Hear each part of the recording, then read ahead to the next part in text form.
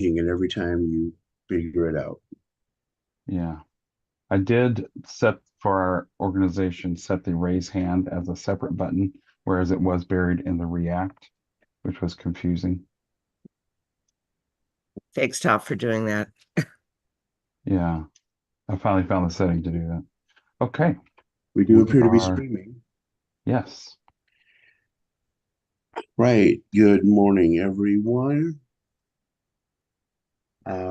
My condolences to my fellow night owls who would just as soon not be awake this hour on a Saturday morning.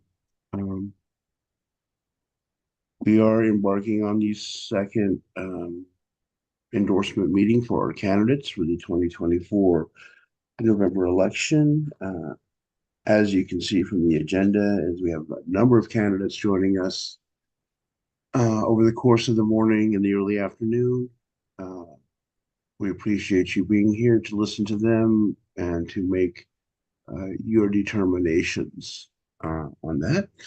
Before I go on, let's have Paula present the land acknowledgement once Tom brings it up. We pause to acknowledge that Solano County Democratic Central Committee of the Democratic Party sits on the land of the Miwok and Patwin people. We remember their continued connection to this region and give thanks to them for allowing us to live, work, learn, and pray in their traditional homeland. We offer our respect to their elders and the Miwok and Patwin people of the past and present.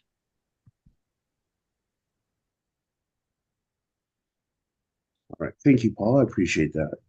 We do appear to have a working quorum. So with that, I'd like to ask for approval of today's agenda. So moved. This is Gian McDougald. Okay. Second by Wanda Williams. Right, motion and a second. As soon as Tom launches the poll, please vote.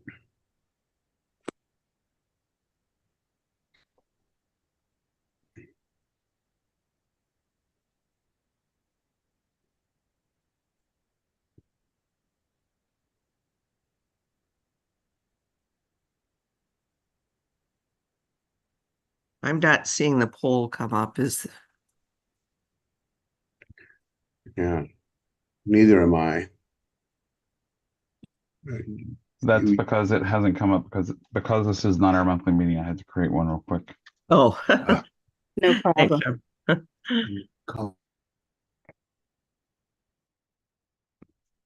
See, we just assume you have all this pre-programmed and ready to go all the time. Well, they are in our monthly meeting. Okay. Likely story, but we'll let you get away with it. Likely story, but fact. Okay. Who even opposes it? I'm sure there are people who would oppose it just because they'd like to get this done in 5 minutes. Yeah. There we go.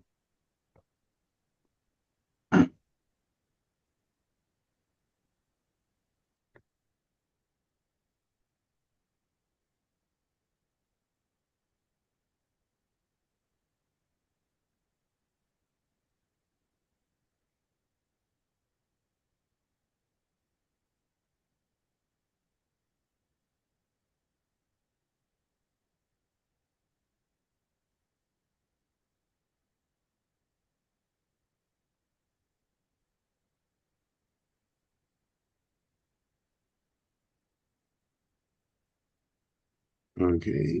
Has everyone voted who's eligible to vote? I think so. Yep. 23 of 23 have voted. All right. And it's unanimous. We have an agenda. Awesome. Okay, we'll be letting in our first candidate in just a few minutes.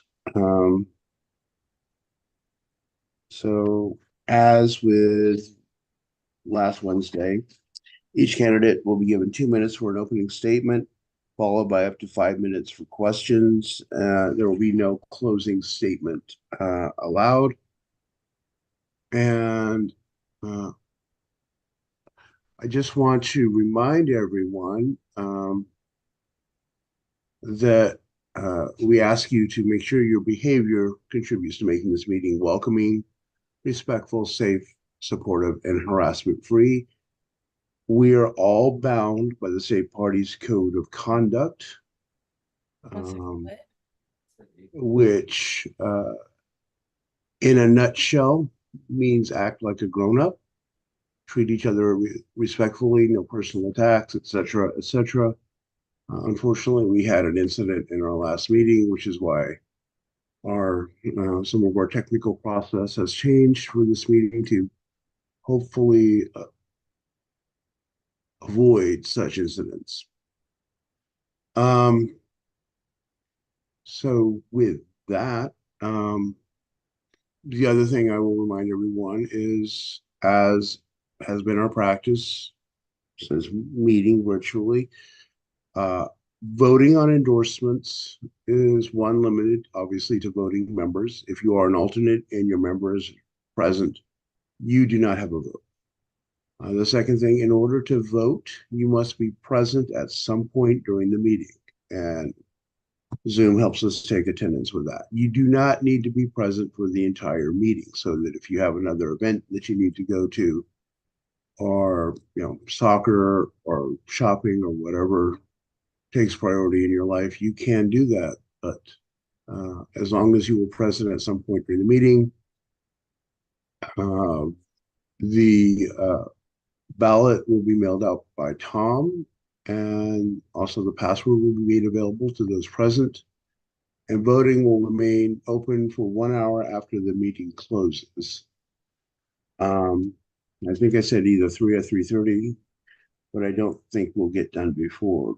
I think the 1 hour window will trump that. So you can either vote as you go along, or you can scribble your notes and cast your ballot later today.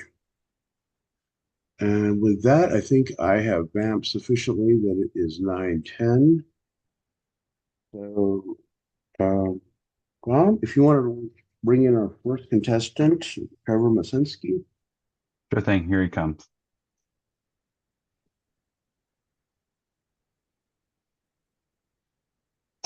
Hi, Trevor. You are on with the Solano Democratic Central Committee. Please turn on your camera and we will spotlight you. Good morning. So if you go ahead and drop the agenda, Tom, and Yep. so welcome, Mr. Masinski. As I communicated in the email, each candidate will be given 2 minutes for an opening statement. And as I said that, let me pull up my timer, make sure it's working. And you will be followed by up to 5 minutes for questions from the members. And a reminder to all of our members, please submit your questions via chat. Okay, with that, my timer is ready, so it'll start whenever you begin speaking. Sounds good. Good morning, everybody. My name is Trevor Masinski, and I appreciate the opportunity to come speak with the Solano County Democratic Central Committee this morning. Apologize for the casual appearance. I got to go coach a football game here in about an hour. But I'm grateful for the opportunity to share kind of my vision and answer any questions you have. A little bit about myself. I'm a urban environmental planner. I've been doing it for just over 20 years, and I currently run the urban places and planning practice for Stantec in the United States West. In this role, I kind of support communities all across California, and I'm proud to say that some of my best clients are the ones that I support here in Solano County. I hold a Bachelor's of Science degree in Environmental Policy Analysis and Planning from the University of California, Davis. I also have a Master's of Environmental Science degree from Johns Hopkins University. But in addition to my professional work and kind of the reason for the conversation here today, I currently serve on the Benicia City Council, and I've also served on a number of other boards and commissions within our community, most notably our Benicia Planning Commission, our Historic Preservation Design Review Commission, Soul Trans Advisory, Community Advisory Board, Valero Community Advisory Panel, So I'd say held a number of different roles, all of which have given me kind of a strong understanding of Venetia's unique nuances and challenges. But it also allows me to provide, I'd say, sufficient insight into our city council to make great decisions on behalf of our constituents. On a personal note, my wife, Kim, and I have lived in Benicia for just over 10 years. We're raising our 3 children, Drake, Nash, and Monroe. It's 13, 10, and 8 currently. Birthday's coming up at the end of September for Drake. But they all attend local schools and participate in activities. I coach just about every sport in town, so I'm pretty involved within the community. But as a lifelong Democrat, I guess I'd just close by saying I'm committed to kind of advancing equity, justice, and kind of environmental stewardship values. And I think that it would help build a stronger Benicia and a stronger Solano County. So look forward to kind of any of the questions you have this morning and a productive conversation. Perfect timing. It's my first time. All right. So with that, let me see what questions we have in coming in. All right. So the first question I have for you is one of the big issues that has been spotlighted in Solano County in recent months is the availability or lack thereof of truly affordable housing. So what will you do as a council member in your next 4 years to add to the stock of affordable housing in your community? Yeah, if you've paid much attention to like local Benicia politics, I'm probably the most pro housing growth person on our city council, which has kind of been a big community shift over the last 2 decades. We actually have more housing units that are in the pipeline that are going to be constructed not only in the next 4 years, but over the next decade than we have in the last 20 years, which is an exciting time, of which some of them are affordable. The ones I'm thinking of right now are the Jefferson Ridge project, where there's about 10 units that are going to be affordable housing that are going to be constructed within the next 4 years. But also it's kind of advocating for policies and zoning updates, which can facilitate and advance further for affordable and fair housing. So for example, we modified our downtown mixed use master plan to allow for a higher density and mix of uses and to allow to go a little bit more vertical so that market rate developers can meet our inclusionary housing need obligations within our community. But also I think it's implementing our housing element program. We actually just rezoned for additional 75 units that are at our Columbus Parkway site as part of a housing program implementation. So I think our community is probably doing more now than we ever have. And I think part of that is pressure from the state, but also it's driven by our council and kind of the political appetite for development growth within our community. Okay, the next question is, what would you do to reduce Benicia's greenhouse gases emission? Yeah, so there's basically 3 predominant sources of greenhouse gas emissions within town. The refinery is obviously a massive generator, right? And so working closely with not only the council, but our fire department and the CUPA within the county to identify any sort of communication and reduction plans that we can. It's a known point source, and we actually had a presentation by Backmud's, well, not the director, he sent his deputy Greg to the conversation last week, but we kind of gave him the what for as far as level of communication. But there's really only 2 or 3 things that we can control on the municipal side. One is kind of our operational fleet, which is our highest producing source of it, besides our facilities. So we're really strongly advocating for energy efficient and low EV type vehicles for our fleet. We're putting together kind of a fleet evaluation program before we try to transition to EV. Our biggest challenge within the community is, where our courtyard is getting enough power there to actually transition to an EV fleet, where if you aren't aware, we really have limited charging capacity within Benicia already. So we're putting together a study on our public works side to see what is the most practical way to do that.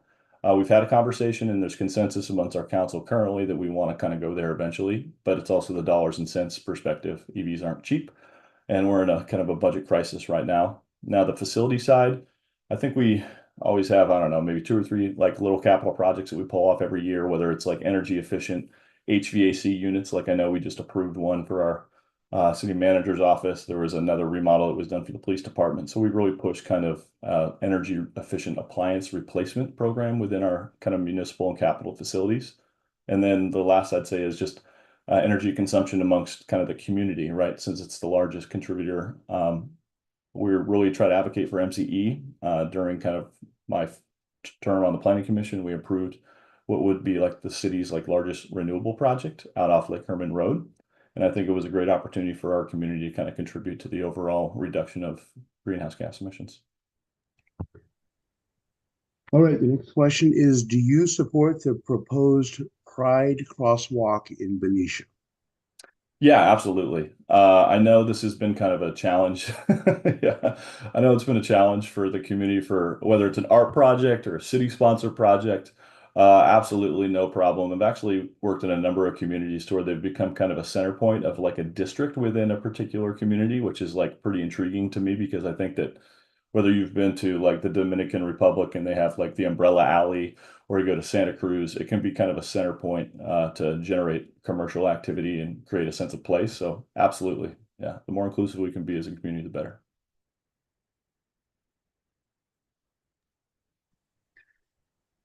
All right. Next question I have for you is, what strategies do you propose to enhance Benicia's resilience to climate change impacts, especially sea level rise and increased wildfire risk? Yeah, so I'll take the last one first, and then we'll address the sea level rise. So every state's required to put together a hazard management plan, hazard mitigation management plan, which identifies the risks associated with their community. During my last 4 years, we actually updated ours, and we were able to model and map kind of the propensity for certain aspects of our community to be exposed to wildfire hazard risk. The good thing, although we have a significant amount of open space, is that really our highest subject to where we would be subjectable to a wildfire is kind of on the north side of town as you're kind of rolling over the hills of Vallejo between the mine and the edge of Benicia. And so we actively pursue kind of, I'd say, vegetation management strategies to try to reduce that. Yeah, if you've seen the goats in town, everyone loves the goats. They go and eat down the grass, but also there's a contract that we issued for basically weed removal. So we try to maintain the edge of the community as much as possible. But we also try to, because of our open space kind of predominant layout, there's a lot of tractor pull that needs to take place to kind of knock down vegetation. And we're trying to fund that as much as possible. But now that we have a plan to identify the high risk areas, that's kind of where we focus. In regards to kind of sea level rise and climate change, working with a number of communities around the Bay Area, notably in Solano County, there's a cooperative that's working together between Vallejo, Fairfield. If you want to finish that sentence, go for it. Yeah. So there's a cooperative of communities that are working together to try to develop kind of a resiliency plan for the waterfront. We're kind of at high risk because there's a number of high value assets that will be subject to sea level rise, notably our wastewater treatment plant, which is projected to be under water in like I think it's the 6 foot elevation change. So we definitely have to come up with an adaptation plan and strategy, whether that means developing a port district so that we can identify a revenue source associated with our waterfront properties to come up with that solution, or looking for state and federal and combining communities for a grant program. Thank you for that. We appreciate it. And we thank you for carving time out this morning to join us. And good luck with your games. Let me go first. Thank you. All right. All right. Thank you. Let's see. Our next candidate we're hearing from is Kai Eusebio. We'll highlight him, please. Good morning, Kai. You're on with the Democratic Central Committee. Please turn on your camera and we will spotlight you.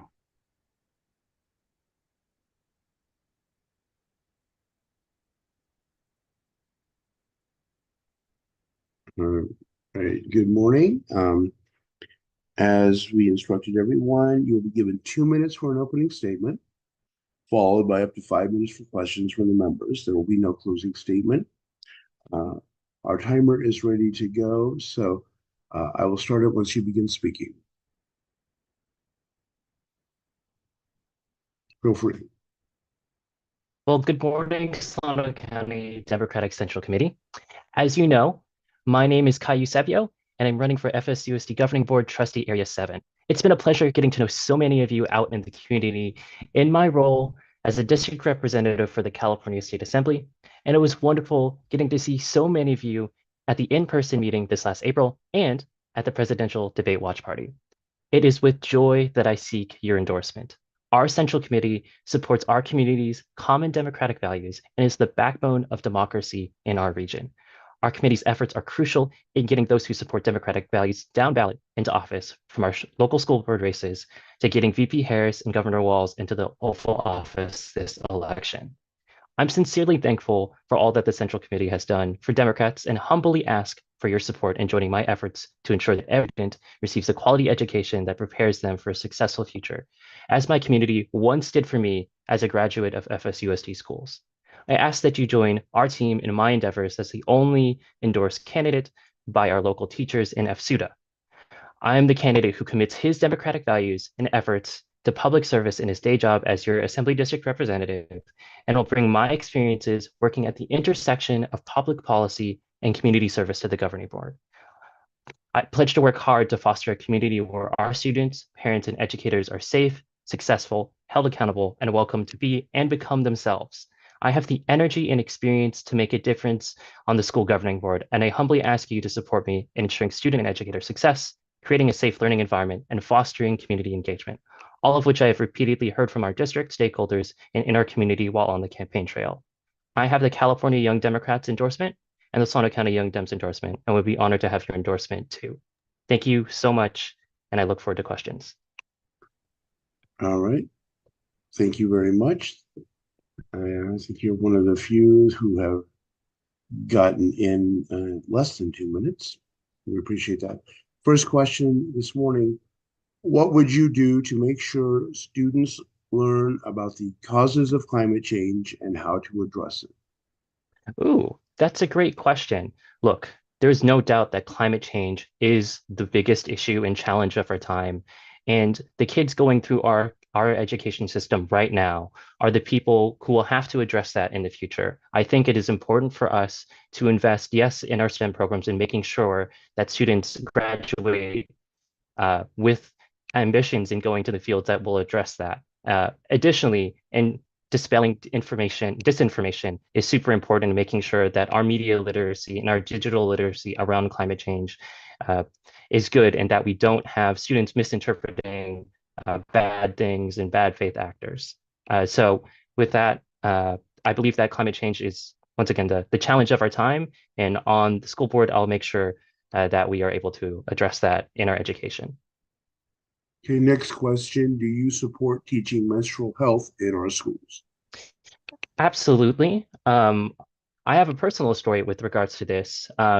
AB 2229 is now enrolled by the into the on the governor's desk, and I actually am friends with the person who helped that bill come to fruition. Her name is Shreya Srinivasan, and she was the person who introduced the bill into the California state legislature to teach mental health education in schools. I think it's crucial for our children to have that foundational knowledge, to know how to make their own medical decisions when it is their time to do so.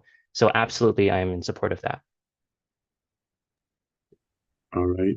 I'm going to skip down because this is one I really want to make sure gets asked. Clifton City Unified had the highest suspension rate in the state of California of African American and Latino students.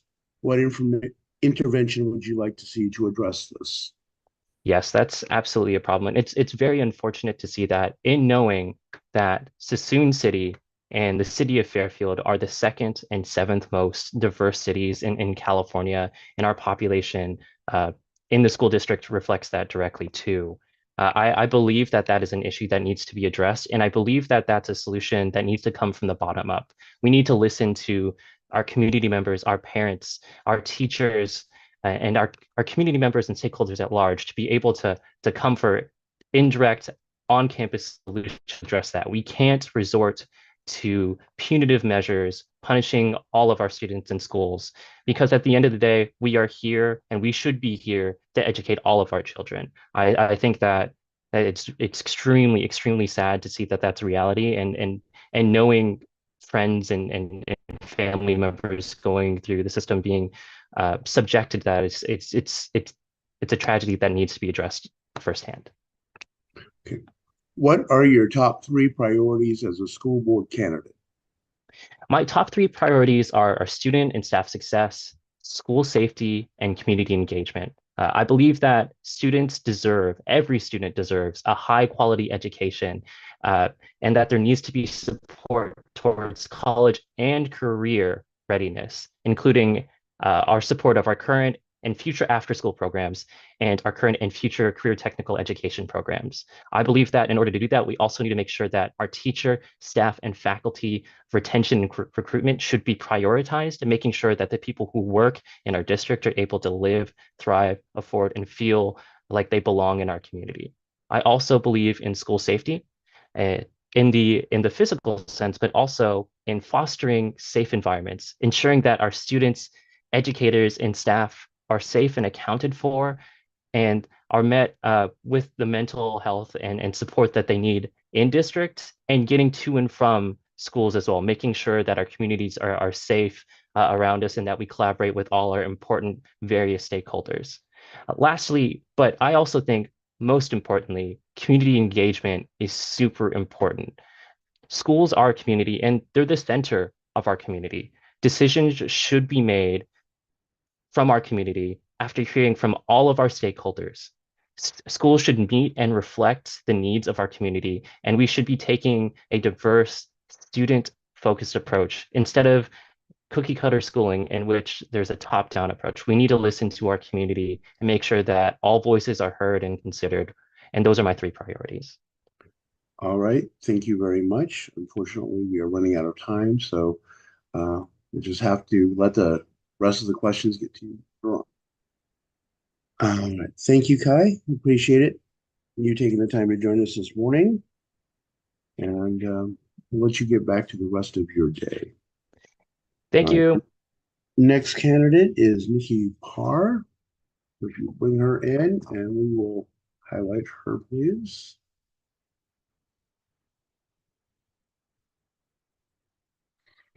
Let me just make sure Kai is out of the room.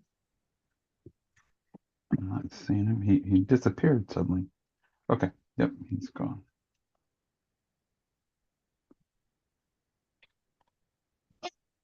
Okay, she is coming in. Good morning, Nikki. You are on with the Solano Democratic Central Committee meeting.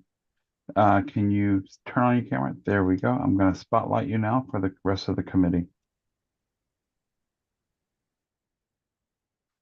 All right, welcome. Thank you for joining us this morning.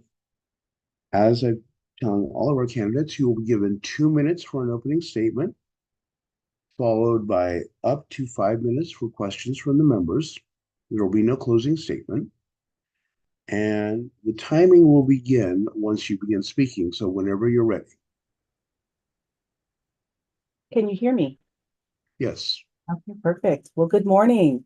My name is Dr. Nikki Parr, and I'm an educator with 25 years of professional experience, and I've served as a teacher, principal, and director. I currently serve as the senior director with Solano County Office of Education. I was raised in Trustee Area 7 and attended Fairfield Sassoon schools.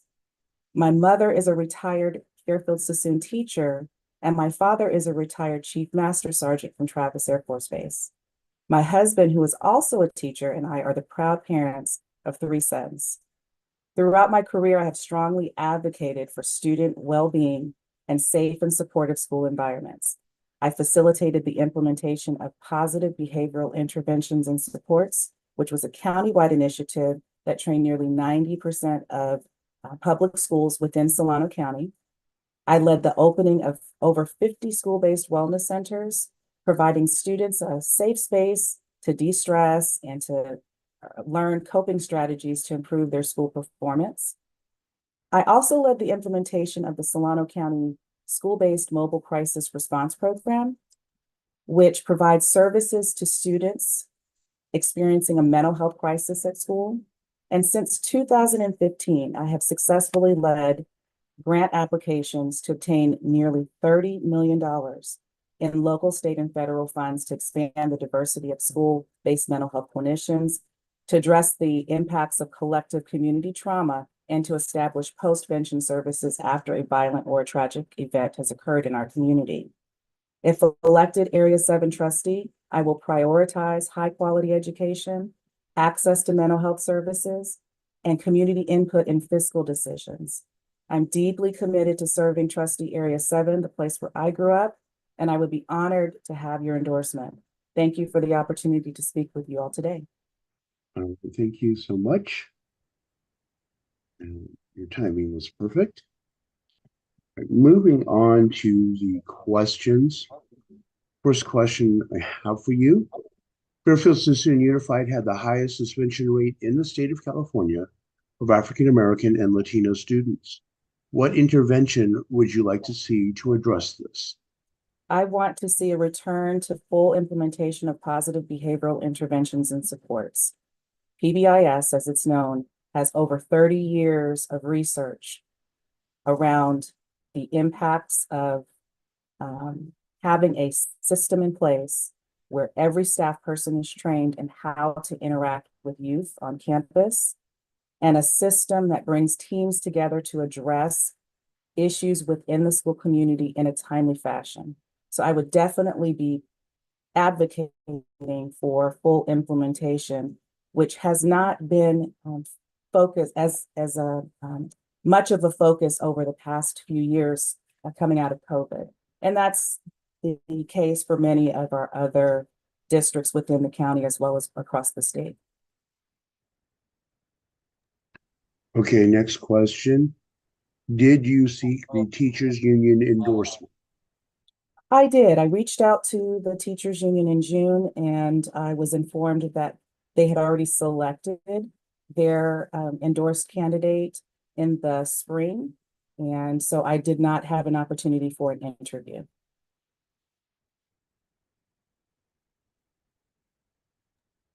Okay, next question. Do you support teaching menstrual education in school, and why or why not?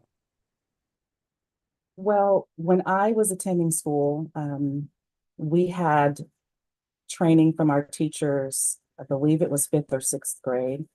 And I came from a home where my mother taught me exactly what I needed to do as I was growing into becoming a woman. Not every student has that access. And so I am in support of young women having access to this information and training and instruction, depending on who is providing and delivering that information to young people, and how we're supporting how we're supporting the teachers to then support the students if it's teachers that are delivering that content. All right, next question. Do you support charter schools? I have a lot of concerns about charter schools. Having been in the role that I am currently and seeing the impact that it has on local education agencies to review the applications for charter, to the impact that it has fiscally on school districts when students are drawn to the charter schools. My goal would be to strengthen and support the Fairfield Sassoon School District so that parents are not looking for options. Fairfield has done a phenomenal job with preventing charter schools from taking root in the community because of all of the different themed school-based programs that they have. I have my children who have attended Public Safety Academy and the dual immersion programs. So it offers a lot of opportunities to families who are looking for something a little bit different without seeking the support of and the opening of charter schools within the area. Okay, next question. What schools in Fairfield Sassoon School District have wellness centers? Fairfield Sassoon, we have one at Grange, Fairfield High, and Samietta. So I would like to see an expansion of school wellness centers within my own area. All right, next question. What would you do to make sure students learn about climate change and how to address it? That's a good question. Well, we live in an area and an era where wildfires are constantly on our minds through a majority of the year. We've had drills, and in our area in particular, we've had 2 evacuations in the past couple of years. I know that I experienced that, and I had to prepare my own children and family for how to respond. And I want to see that young people are tying the connection between what we're seeing now with our changes in weather and the efforts that they can do and implement to change that trajectory. So I would love to see more direct instruction, but also bringing in partners from the community. All right, thank you. As the fanfare indicates, their 5 minutes has ended. So thank you so much for joining us this morning. I appreciate you taking the time to speak with us and filling out a questionnaire as well. So we'll let you get back to the rest of your day. And again, we appreciate your time with us. Thank you so very much. Thank you. Next candidate is Perry Polk.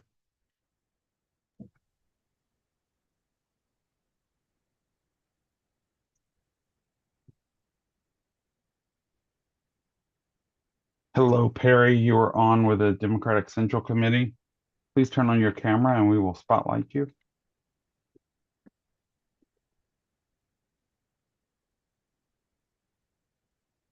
All right. All right. Good morning. Thank you for joining us. As I said, for all of our candidates, you will be given 2 minutes for an opening statement, followed by up to 5 minutes for questions from members. There will be no closing statement. And the timer will begin once you begin speaking. So whenever you're ready. I'm ready. All right, let's go. Good morning, everyone. I consider this a considerable privilege to be interviewed. I want you to know that Area 7 is one of those areas that I helped create. And it's really interesting that I am now able to run for that particular office. I got involved in K-12 education when I applied for a job at Mount Diablo Unified School District after I retired from the Air Force. And one of the things that what I experienced was a whole new career that I knew nothing about. Absolutely fell in love with K-12 education. I was the information technology director there, which took me throughout the entire school district in absolutely every area in all of our, at that time, 45 schools. So I lived in Fairfield the entire time, and as I wanted to, I got involved in city commissions and task forces and so forth, and eventually ran for the city council and was elected, served 4 years, and then was unelected. Continued to work on various activities, particularly the school board or the schools bond oversights committees. I was in the very first one for Measure C, then moved to Measure J a few years later, and then we reorganized the whole process, and I was one of the few left that had service on Measure J and then Measure S. And of course, now they're completely combined. So my background basically is in the economic and finance end of the industry. I really enjoy that. And one of the things that we're going to be involved in the next couple of years, dealing with the budget. That's my thing. Dealing with facilities. That's my thing. Thank you so much. Appreciate that. Now we're jumping into our questions. First question I have for you is, Fairfield Sassoon Unified had the highest suspension rate in the state of California of African American and Latino students. What intervention would you like to see to address this? You know, that's one of the things that has bothered me when I was on the school board before, and bothered me now. One of the really wonderful things about this is that our new superintendent has worked in this very area. And it's one of the reasons why at least I was encouraged to to vote for her to get her on board. She has worked specifically in this particular area to help figure out how to reach students. I know one of the things that we always have to do is to reach out and personalize things. Kids are not in a clump. They are individuals. They're people who are trying to do their best when they're being affected by peer pressure, being affected by home pressures and so forth, economic pressures, but we have to get to know them individually. I can't do that as a school board member in a very comprehensive way, but our teachers can. They're the ones that are on the front line and should be able to do that. And we need to equip them to be able to do it. All right, thank you. Next question is, do you support the teaching of menstrual health in education in school to both girls and boys? Why or why not? It was a real disappointment to me that our school board didn't agree with a letter supporting the act that was being proposed. I very much believe in that. I've had 3 daughters, 2 foster daughters, all 3 of my daughters, or 2 foster daughters and a daughter graduated from Fairfield High. I live with women, and it's important that they be supported. Fortunately, my daughters and my stepdaughters, my foster daughters, had a wonderful mother to help them. That's not the case with many children. And it's a fearful time for many children. It's terribly important that they rely on teachers that know what to do in this circumstance. So I'm very supportive of the idea. And thank you. Next question. What would you do to make sure students learn about climate change and how to address it? Tell them the truth. That's the important thing, to make sure that they understand that we are living in a time that is most incredible in many different ways. And climate change is real and live, and it's provable, it's science. So the one thing we've got to do is to very definitely teach truth. And climate change is it. I happen to be sitting right now in a place when we arrived here was 115 degrees. And it cooled down as we were going to dinner all the way to 112. That's California, and that's going to be the future of California. And we have to tell the truth.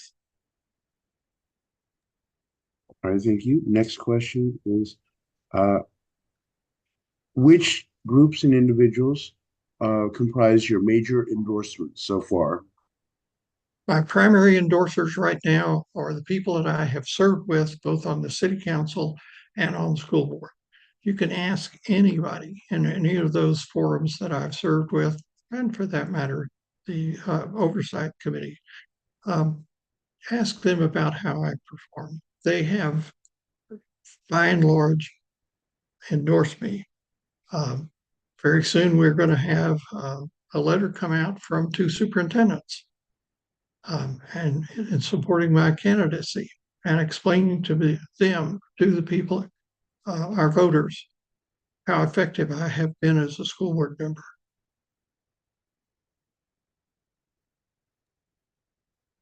Thank you. See, next question. What do you see as the biggest challenge facing the school district? Absolutely no question about it. We are faced with a budget problem. The state has a budget problem, and it echoes down to school districts big time. We're going to be wrestling with budget problems for at least the next 2 years. And those are the 2 years that I want to participate in that activity. That's my thing. I enjoy working on budgets. I enjoy working on financial problems. And that's it. All right. Thank you so much. I appreciate you taking time from your trip to join us via Zoom and filling out a questionnaire and participating in this process this morning. Very good. Thank you. Enjoy the rest of your day. Thank you. Bye-bye. All right. Our next person is Amit Paul with running for Citizen City Council. So if we bring him in, Good morning, Amit. You are on with the Solano Democratic Central Committee. Please turn on your camera and I will spotlight you.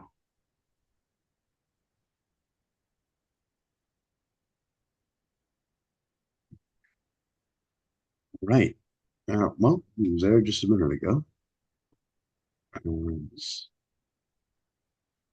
Your camera has disappeared, Amit. Oh, can you There guys you hear go. me? Sorry. There you go. All right. As I've been telling all of our candidates, each candidate will be given 2 minutes for an opening statement, followed by up to 5 minutes for questions from members. There will be no closing statement. So I will start the timer whenever you begin speaking, so feel free. All right. Thank you, everybody. My name is Amit Pal, and I am an appointed member of the Suisun City Council for the past 2 years. I have worked hard to bring my small business, energy policy, planning, and economic development background to help strengthen our community. My mission is simple. First is to protect Travis Air Force Base as our #1 economic driver. Second, to recruit new businesses and sales tax revenue that complement Travis and fund vital services. Third is to keep our neighborhoods safe through community policing and active engagement. Finally, keeping our promises to our seniors and vulnerable members of our community, including a revitalized senior center. I bring steady and experienced leadership to Suisun City at a time when we're making tough decisions. We need leaders that aren't afraid to put our community first with financial discipline, while protecting community services that keep our residents safe and healthy with opportunities for all. I'm proud to call Suisun City my hometown since 1993, and I'm choosing to raise my family here. I want them to live in a strong and safe community where we look out for each other. And that's the same commitment that I'm making to you guys today. And I'd be honored to earn your endorsement for my campaign. Thank you. Great, thank you. Appreciate you coming in under time. So the first question we have for you is, how can Suisun City address the problem of rising sea level?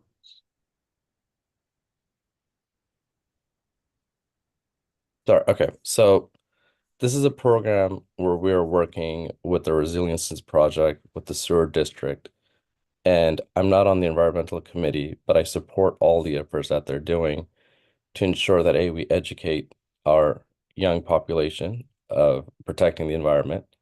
The second option is we're doing a project, it's the Kellogg Resiliency Project, which is going to be a small part in helping to reduce sea rise level. But I also understand that we alone in Suisun cannot do this. This is going to take a larger population to help that happen. Okay.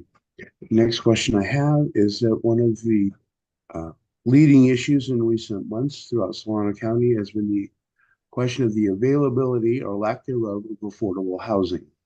What will you do in Suisun City to make affordable housing more available to the people?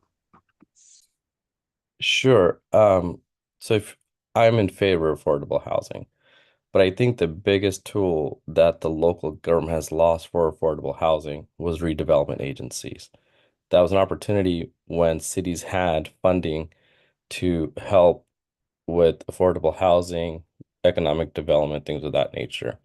While we don't have that anymore, I think the things that need to happen in Suisun City and more of a regional approach is as businesses locate into Solano County or Suisun City, we need businesses to consider having a community impact, some sort of a fee where they're in favor of community affordable housing so that their workforce has a place to live.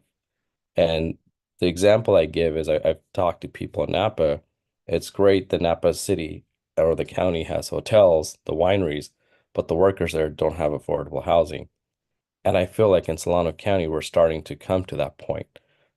So I think it's more of a conversation, collaboration with private entity at the time until we don't have a mechanism. But I think we need to have affordable housing, for future generations. I'm actually worried about how my kids are going to afford housing in this area. The next question is, many of our cities in Solano County are struggling to balance their budgets and are relying increasingly on imposing local sales and parcel taxes. What approach are you taking in Sassoon to balance your budget? And if your current tax measure on the ballot fails, what will you do to balance your budget? Sorry, I lost the last part of it, Don. Yeah, if the sales tax measure you have on the ballot this November fails, what approach will you take to balancing your budget? Sure. So what we have done is we've already been nimble. Sassoon City has always been nimble, you know, with our manpower and everything else, with our resources. But what that does is actually puts impact on our current employees and it puts fatigue on them. So as members of council, it's our job to, put the work-life balance in there. So at this point, we have done all that we can to try to be nimble and at the same time ensuring that our employees have a livable wage with livable benefits. At this time, we're not spending wastefully. We've controlled our spending. What I have tried to do is actually bring in point of sale businesses into Sassoon City, IT companies, and I've talked to at least 2 or 3 of them that are listed on NASDAQ. But the biggest challenge for them is when they come to Sassoon, they want us to invest in our city, make it safer, make it cleaner. And the reason I talk about that is one license that they sell, say to a private company, it sells for $20,000. So if that point of sale is in Sassoon City for $20,000, that's huge tax revenue for our city because the point of sale would be in Sassoon City. But that's one thing I'm working on. That's why I like this other term to help get our city to where it's attractable to new businesses to come in, and really invest in our city so we can have tax revenue. The last question about what would we do if the tax matter does not pass? I really hope we're not in that situation where it does not pass. I am actually more worried about Measure S passing than my campaign because that's what our city needs. That's what our employees need. But if it does not pass, I've said this publicly, I've said this on the dais, I've said this at the Labor Council, if cuts start, they will start from the top.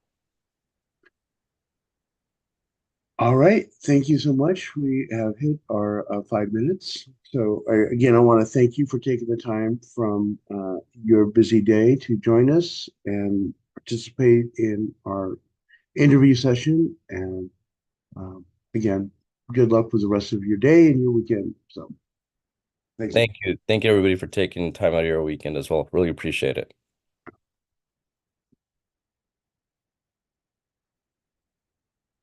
All right, everyone. We have built in a buffer to allow for our next candidates to join us, as well as in case we ran over. So I'm going to honor that and not call in our next person until 10:10. And I will like to ask before we take an extended break for either Carrie or Tom or Vernell or whomever to just provide us information about our upcoming summer fundraiser happening next weekend. I'll go ahead and start. Good morning, all. We are having our Hawaiian summer fundraiser next weekend in Benicia. If you haven't bought your ticket yet, please do. We will be having all kinds of Hawaiian delights. I got Plate Lunch, our local Hawaiian restaurant here. I got a proposed menu and catering bid that I'm going to run by our committee tomorrow night during our fundraiser committee. Dawn, do you know of any speakers? I personally reached out to Christopher Cabalden, and I haven't heard back from him yet, but I know we did get a no. Verniel shared that we got a no from uh, Thurman, and so wondering if we've done any more outreach on that front. I have not had any success myself on our speakers, so it may well be a local celebration of our candidates and elected officials. Thank you, Don. And the host will be Christina Gilprin Hayes, who is a Benicia City Council candidate, and we will be talking to her later on this afternoon. And it's going to be around a pool, but probably it's not going to be warm enough to swim because you up county people are used to warm evenings, but when you come to Benicia, it cools down pretty quickly in the evening. So 5 to 8, and looking forward to selling out. Karen, do you have ticket sales numbers? Carrie, can you mention the auction? Oh yeah, thanks, Kathy. We have a silent auction that is going to be going live soon, Tom, right? Yeah, I'll be going live on Monday. So it'll start online, and then we'll get the word out on that. And then so far we have a painting by a Rio Vista artist. We have a signed bottle of Steph Curry's newly released whiskey. He came to Benicia a couple months ago, and I got a bottle signed. So those are going for about $1,000 on eBay and elsewhere. We'll start the bidding at $100 because I spent 80 on it. And yeah, we're all kinds of jewelry and gift baskets and wine. So we're looking forward to making some money on this fundraiser to support our endorsed candidates this election. Anything else? And also, when do ticket prices go up? Let's see on there. Next Tomorrow, week? I think. No, Yeah. Tomorrow. Tomorrow. So buy your tickets Well, today, everyone. Well, I think they go up after tomorrow, but it's good until the 8th for $50 individual. Thanks, Don. Thank you all for putting in that plug and the not so subtle hint to our members to buy their tickets. I look forward to seeing you next week.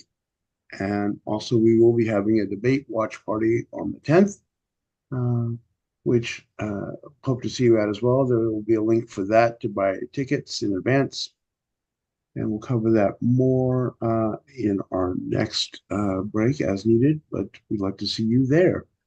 And with that, we will take a quick break and resume at 10:10 with our people. So feel free to get your coffee, your water, your donut, whatever you need, or just to get up and stretch for a few minutes. Jeanette has her hand up.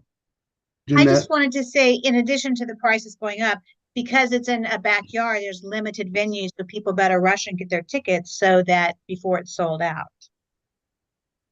We did have a maximum number, right? I mean, I believe. Correct. maximum, I believe, is 70, and I know that we've already sold a number of tickets, so you don't want to be late to the party. Again, thank you, everyone. See you back at 10:10.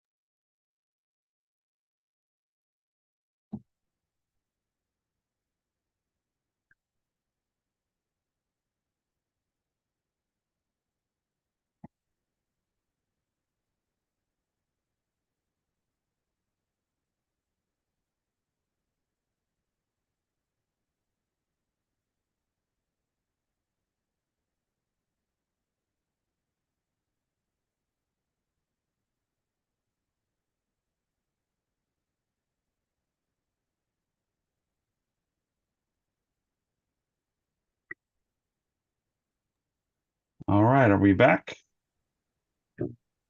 Hopefully, everyone has had plenty of opportunity to take their um, breaks and get what they need. Welcome back, everyone. As a reminder, please put your questions for the candidates in chat, and we'll take them as soon as we can in order.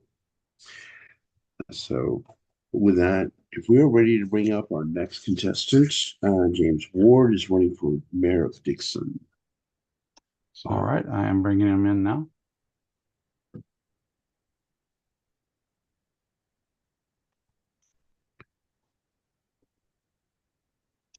Taking a bit for him to join. There we go.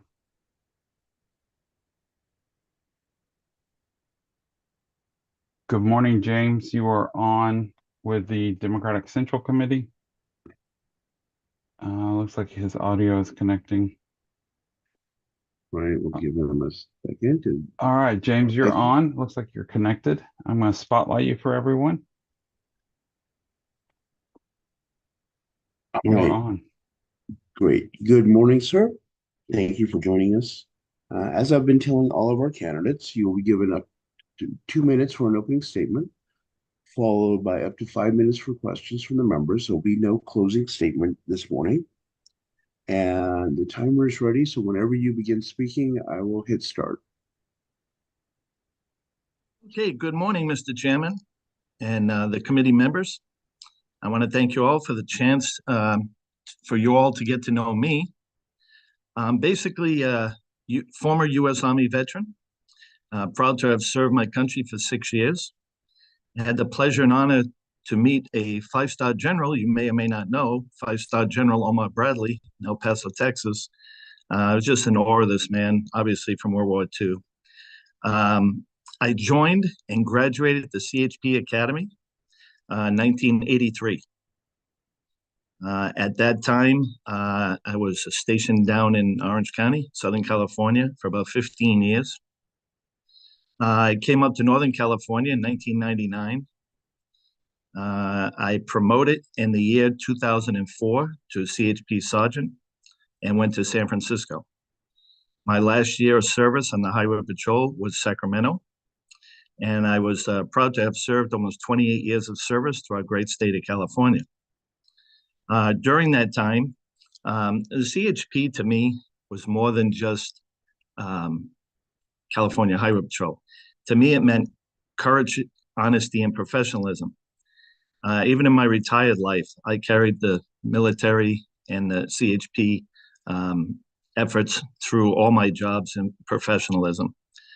Even in my retired life, some of the things that I've been is limo driver, city bus driver in Fairfield Sassoon as a bus driver supervisor, sheriff's court security officer, Kiwanis Club member for the last 5 years in Dixon, American Legion member, and Dixon girls softball umpire trained by USAA softball. Umpiring was fun. And I've had the honor of being Dixon's elected city treasurer over the last 4 years. Okay, thank you. Thank Our you. 2 minutes, and we will be moving on to questions. First question I have for you is that one of the leading issues that has come up in the last few months throughout Solano County is the lack of available affordable housing in many of our communities. If elected mayor, what would you do to increase the stock of affordable housing in your community? As you know, the state has a mandate for building housing, so that percentage is ongoing in Dixon as well as Solano County. I think it's important that we have affordable housing, not just housing. So growth is important, but with growth and working with our partners in Solano County and other cities as well, I'd like to bring in more businesses, because and businesses bring not only the tax dollar, but also bring people that want to live here, work here, and stay here instead of making a long commutes to Sacramento or to the Bay Area. So I think it's, working with your partners and continuing to grow moderately, but also to have it affordable. All right. Next question. Do you support flying the LGBTQ pride flag and proclaiming June Pride Month in Dixon? Are you referring to having the flag where at City Hall? I am presuming that's what the questioner means, yes. I'm not against having any flag as long as the United States flag is first and your state of California flag is second. Now, what goes on under there, it's perfectly okay by me if the citizens wanted it. Okay, next question. Dixon's social infrastructure lacks, and our communities of color have not been seen or intentionally included in Dixon's fabric. How would you address these issues? Even when I ran for treasurer in 2020, I had stated at that point I wanted to see more minorities, more women, because we have none on the city council, and it hasn't been for quite some time. But you have to get people interested in running and running for the right reasons. It's difficult in today's day and age, but I think just by people like me talking about it and bringing it to the attention, encouraging, supporting people that do want to run. We all have our different views, but of course, I think it's important to let the public know at meetings or individually that their voices count, their opinions count, and encourage them to run for public office. All right, next question. What would you do as mayor to help reverse the climate crisis? We're moving toward less fossil fuel. We're moving toward electric vehicles. Some of that is state mandated. Some of it is not. I think with our agriculture and a great deal of our community, especially our agriculture, is a Hispanic culture, and it's very, very important that we involve not only the local citizens of the city, but your farmers and your county area surrounding Dixon. We're all citizens. We all have to live here, and we all have to do our part. Next question. Many of Solano County's cities are struggling to balance their budgets and are resorting to various sales and parcel taxes to do so. What will you do to balance the budget for the city of Dixon and keep it balanced? And what would you do if the current sales tax measure fails? How would you balance the budget? The budget is I don't want to say a three-prong issue, but it has to be addressed from different sides.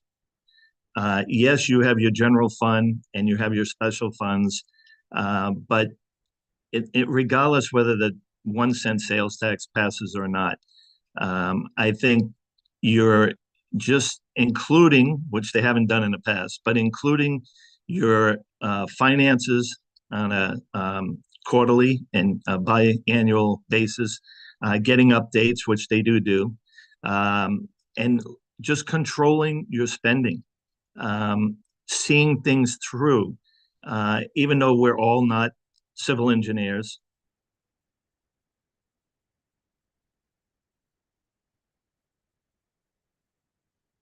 We appreciate you joining us. Unfortunately, your 5 minutes are up, but we do appreciate you taking the time this morning to join us. There we go. Your perspective. What? So, whoever is not on mute, please mute yourselves. Thank you. And with that, wish you a good weekend and enjoy the rest of your day. Thank you, sir. Bring in our next contestant. And as we do that, just want to remind people, if you're not candidate speaking or presenting, please mute yourselves so we don't catch those extraneous background conversations. Hi there, Pam. You are on with the Democratic Central Committee. Please turn on your camera and we will spotlight you. It looks like her audio is not connected. As that is connecting, I will just state that our next candidate, Joe Martinez, is currently traveling, and while we scheduled him for the middle of his layover in Dallas, that may be why he's not joining us just yet. So, knock on wood with that. But in the meantime, if we have Pam Bertani spotlighted, great. Hopefully your sound is working. And as I've been telling all of our candidates, you'll have 2 minutes for an opening statement, followed by up to 5 minutes for questions from members. There will be no closing statement. And the timer is ready, so I will start it once you begin speaking. So feel free to begin whenever. Okay, thank you. Good morning, everyone, and thank you for having me. My name is Pam Bertani, and I am currently serving my second term as Vice Mayor of the City of Fairfield. This is my third term on the City Council, and it's my first time running for District 4, which is currently represented by Rick Vaccaro, who endorses my campaign. And in addition to my service on the City Council, I am a practicing California attorney. Governor Gavin Newsom recently reappointed me to the California Commission on Uniform State Laws, and I'm a former biotechnology researcher at Bayer Pharmaceuticals in Emeryville, and I taught AP Biology at McClymonds High School in Oakland. And I'm running for re-election to the City Council because now more than ever, leadership matters. And I mean that from the top of the ticket all the way down to our local elections here in Fairfield and Solano County. Experienced leadership should be at the helm for the city of Fairfield in the coming years. And I'm the only candidate in this race with a proven track record of consistent community engagement and problem solving and getting the job done. So have been and will continue to tackle the tough issues that matter in this community: homelessness, affordable housing, the budget deficit, the general plan update, including land use and environmental issues, landscape lighting and maintenance district issues, listening tours, town hall meetings, community engagement through, among other things, the Fairfield Clergy Action Network, which I established in 2020. So leadership matters, experience matters, community engagement matters, and I believe I am the best candidate in this race to represent District 4. Thank you.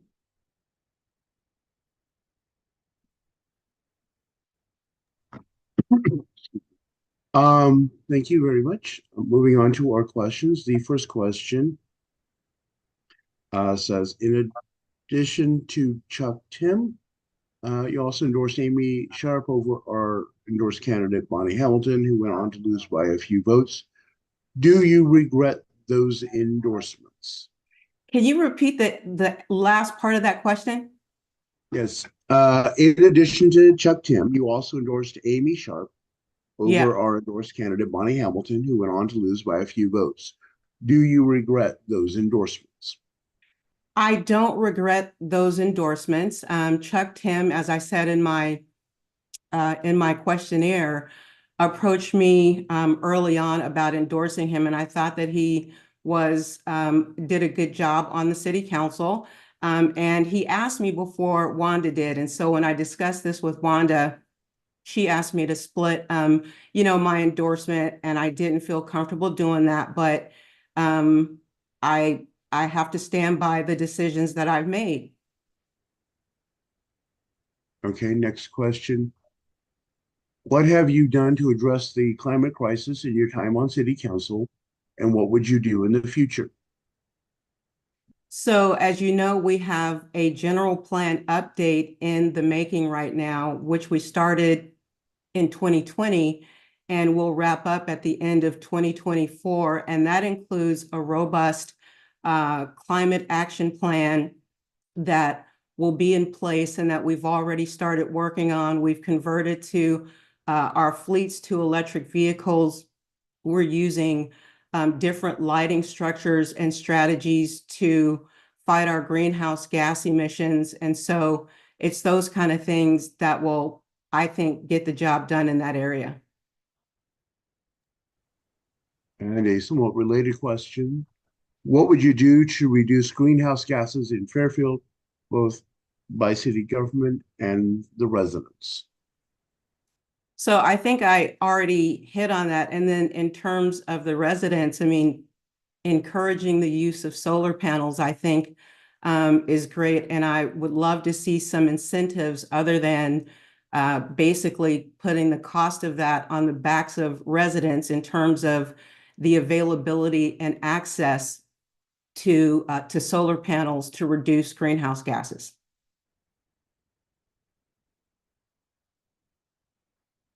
I can't hear you, Don. Next question is, one of the leading topics that have come up in recent months throughout Solano County is the lack of available affordable housing. What would you do as a member of the council to increase the stock of affordable housing in your city? Continue to support projects that we have been supporting for affordable housing. We have a ribbon cutting coming up for Fairhaven Community Commons on Sunset Avenue in Fairfield. That's 72 units of affordable housing. We have Parkside Flats on Woolner. That is 168 units of affordable housing. Mission Samoa, we have supported and will continue to support. They have multiple beds, housing with programming to get people not only off the streets, but back into gainful employment. We have Tabor Commons on Tabor Avenue. That's 67 units of affordable housing.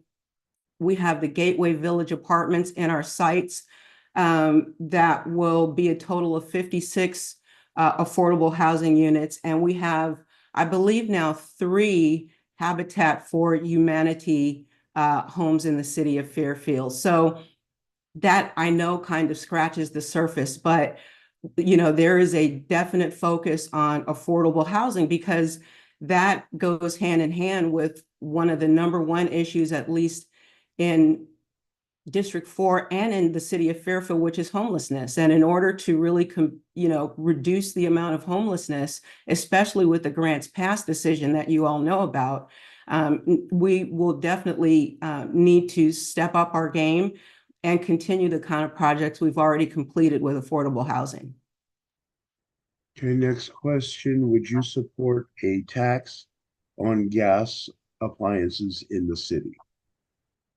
A tax on gas appliances in the city. Obviously, yes, to reduce for environmental reasons.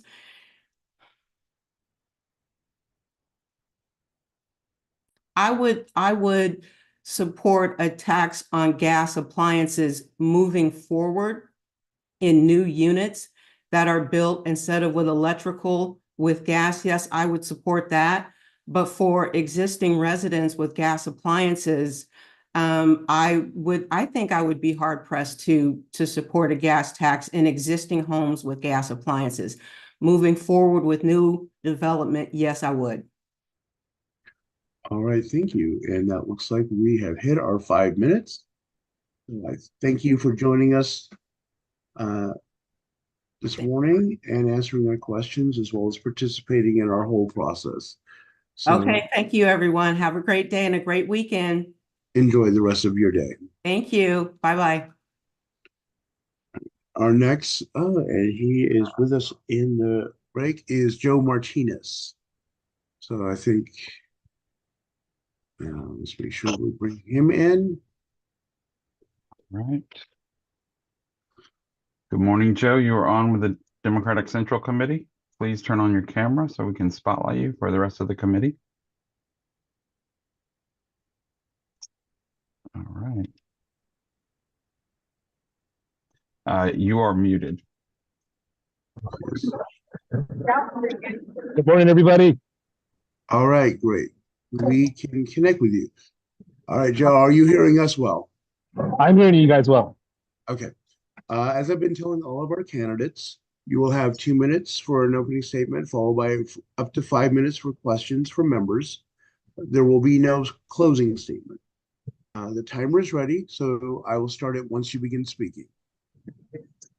My name is Joe Martinez, candidate for Fairfield City Council District 4. I want to thank all of you for taking the time to come and hear me out and hear all the other candidates in regards to our future with Fairfield. My mother's side came here in 1928. My father's side came to Fairfield in 1969. Dad's side came from the United States military. Mother's side came from the farmer's side and picking fruits off of Rockville Road.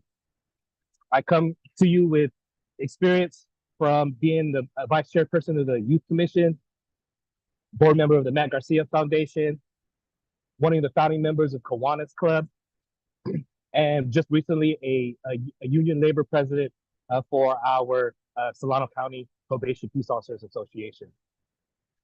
I come before you today because as we see here in Fairfield, brick and mortar stores are beginning to continue to shut down. Climate change is creating wildfires where we can have a paradise or we can have a Chico fire in a split second.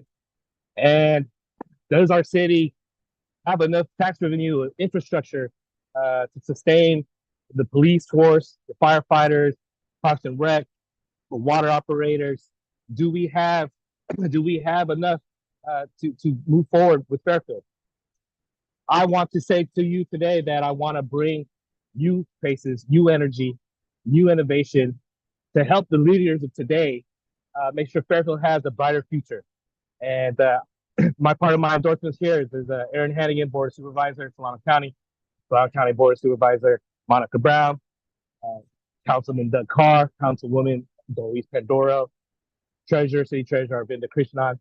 And I want to just continue to bring about this new spirit that Fairfield needs in continuing a brighter future for Fairfield. All right, your timing was impeccable. So let's jump into the questions. First question I have is, have you ever endorsed a Republican over an endorsed Democratic candidate? Your questionnaire answer was not applicable. That was a question. There was I have never endorsed a Republican candidate in local or state or federal elections. Okay. Next question. What would you do to reduce greenhouse gas emissions in city government and by city residents? Would you support a tax on gas appliances? So what I would do with reducing carbon pollution in our city is having like mandates with the federal governments where they put carbon emissions from businesses, from private local businesses, whether it be through using different types of vehicles or through machinery. I would want to put a tax on if people were using gas, or if they're using types of carbon pollution that would put pollution into the air. So yes, I would agree on putting a tax on those types of vehicles or machines or what have you, or pieces that would have. All right. Next question. How would you encourage public participation in decision-making and policy development? So we live in a day and age of social media, internet, computer. Totally would use all of those mediums, but also just get back to having those coffees with the politician, or having neighborhood get-togethers. I think we got to get back to the people. We got to invest back in infrastructure and education and researching with people. I think a lot of the problems that we have are because the people and the decisions and the non-decisions or the stagnation that they have when it comes in regards to policies or making decisions through local, county, or state policy making. So for me, we got to bring that spirit back, and I want to bring that spirit back in any kind of medium that it would take to get people back to talk and be on the table. I think we have more in common than we know, and we got to get back to people. All right. Next question. One of the leading issues that has come up in Solano County in recent months is the lack of affordable housing available to residents. What would you do as a member of the council to increase the stock of available affordable housing in Fairfield? So we just got to look at the planning of where the housing needs are. I know that there is a there is a minimum that we're not reaching, but we've got to look at developers that are willing to open up into making more affordable housing.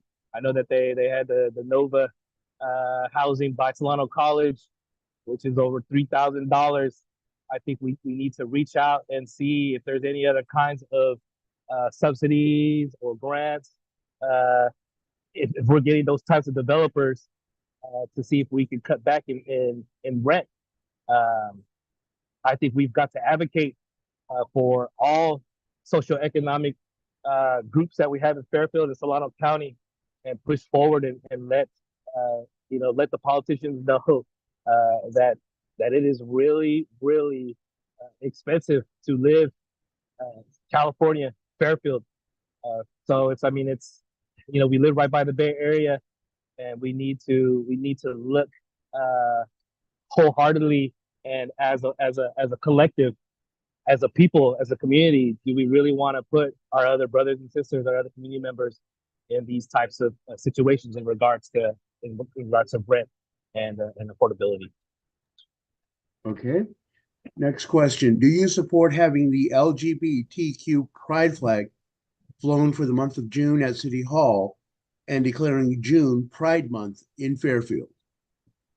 Absolutely. LGBT is part of Fairfield, is part of our brothers and sisters as a nation. That is the one thing about the United States of America. I know I'm cutting off on time, but we are people. We need to give people their right to express themselves and be who they are. Absolutely, I would put that and vote for it. All right. Thank you so much. I appreciate you taking the time in the middle of your trip to New Orleans to join us from what appears to be Dallas Airport. And wish you safe travels. And thank you for joining us this morning. Thank you for making the time for this. I appreciate all of you. All right. Thank you again. Our next contestant is Edwin Okamura, running for Rio Vista Mayor, and he appears to be in our waiting room. So if we could bring him in. Good morning, Edwin. You are on with the Democratic Central Committee. Okay, you are muted, by the way. I'm going to spotlight you now. I thought I was. All right. Good morning, sir. Can you hear me now? Yes. Yeah, good morning. Thank you for joining us. As I've been telling all of our candidates, you will be given 2 minutes for an opening statement, followed by up to 5 minutes for questions from our members. There will be no closing statement. And the timer is ready, and I will start it once you begin speaking. Okay. Well, I'll begin now. I'm actually at a winery right now with one bar on my phone, so I'm hoping this doesn't cut out. But I want to thank you for this opportunity to allow me to discuss why I'm the most qualified candidate here in Rio Vista to run for mayor. I've lived in our community now for over 20 years in a number of different developments. I owned a business in town for 27 years. We've had 2 college-educated girls come out of our Rio Vista public schools. And during this time, we've really nurtured many relationships from everyone from our farmers to our business owners to the residents. And so I feel that certainly I'm right at home in Rio Vista. Rio Vista is a rural community, and I actually grew up in Berkeley, but my father and my great grandfather started farming in the Central Valley in the late 1800s. So I really feel at home here in Rio Vista. But obviously that's not as important as what makes me qualified to run our city. I've been 3 years on our city council. I served 7 years on our planning commission, 2 years on a general plan working group, which is prevalent right now as we talk about California Forever. I've started a organization called the Rio Vista Downtown Association, and that organization is solely focused on economic development in our downtown core. I was also the founder of an organization called Rio Vision. I served on it for 8 years in every capacity, from the executive director to the president of that organization. I only resigned after I became council member. And then I've been on 5 years as cross country coach in our high school. I'm serving on the climate committee for the Solano Land Trust. I'm on the board of directors for the Solano Economic Development Corporation. I've been a Rotarian for over 12 years now, and I recently joined the Solano Farm Bureau. From Excellent. a business perspective, I Right. That's our 2 minutes. So let me start with our questions. Perspective, I graduated from San Francisco. All right. Hold on 1 second. I think we're having issues. Are you still with us? I am with you. Okay. Can you hear me? Yeah. You were breaking up for a second on my end. All right. Our first question is, do you support having the LGBTQ pride flag flown for the month of June and declaring June Pride Month Yes. in Rio Vista? Yes. Okay. We did. Yes. All right. Next question. What would you do as mayor to address and reverse the climate crisis? Yeah, so for a number of things there, I've always been very interested in what's happening with our climate. I recently joined. I live in a very conservative community overall, certainly the downtown core of Rio Vista, and I find that there's small things that we could do to engage people. For instance, I've been on the Rio Vista Litter Pickers for the last 2 or 3 years now, ever since they started that group. And it's a little thing to address climate committee, but I've talked about it in our climate committee group, and that the whole idea would be ultimately, we have interested parties that may not believe in the humans impact, show people that, hey, there's little things you could do. Then the next step is to begin to educate them and slowly or progressively get them to change their thinking on it, and so we can do bigger things to address climate. All right. The next question we have is, as you know, recently there has been some negativity toward the city council. As mayor, what will you do to unify the community? Are you speaking about in general terms, or are you talking just councils in general? Or are you speaking about Rio Vista specifically? I'm assuming that this is Rio Vista specifically, as it is a Rio Vista resident asking. Yeah, sure. And so one of my beliefs is that we are a disconnected community, and the reason for that is that we've not had infill within our community. So trilogy development, which I live in now, 55 plus. I've lived in that. You consider all the old time, and there's always been this disconnect between both sides. One saying, well, they live within walls and they never come out of it. And then the people from Trilogy, the 55 plus community, say, hey, the community is not progressive enough, etc. And so I've always said that we need to do better at making our streets, having pathways to connect these developments to our downtown core. and having a positive attitude toward what our city council and what our community is doing, because there's a lot of there are a lot of similarities and a lot of volunteerism coming from, you know, all these different developments, but so rarely do people know about it. And I've been one of those people that's bridging that gap and making sure that people understand that we all have more similarities than not. We're a rural, small community, and that's why people moved here, and that's why people stayed here over decades or generations to enable that. Right. Thank you. The next question is, one of the leading issues that has come up in Solano County in recent months is the lack of affordable housing for its residents.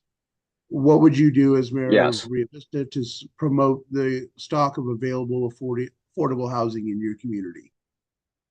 Right. Yeah. So I've served on the general plan working group for the past 2 years, and that's one of the big issues, of course. And of course, we have our Reno numbers that are assigned to us. But I've always felt that Rio Vista, we have I think our average age is 63.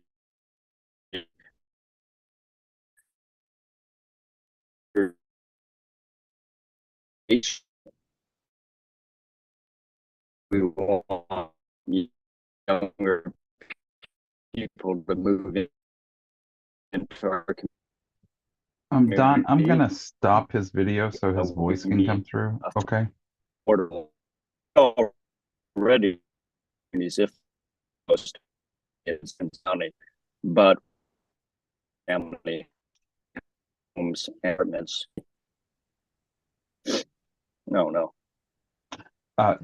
Edwin, I stopped your video so your voice would come through clear. Oh, okay, great. I think great. So I was saying, I don't know where it got cut off. Can you hear me? Yeah. In light of the fact that we are running a little ahead by a few minutes, could you please answer succinctly answer the question again about increasing the stock of affordable housing in Rio Vista? Because for me, at least, it was breaking up throughout your comment. Oh, sure. I believe that if we're going to have a younger group of individuals and we need to have a mix of housing is the bottom line. With the city property, we have a city property, I think it's around 62 acres.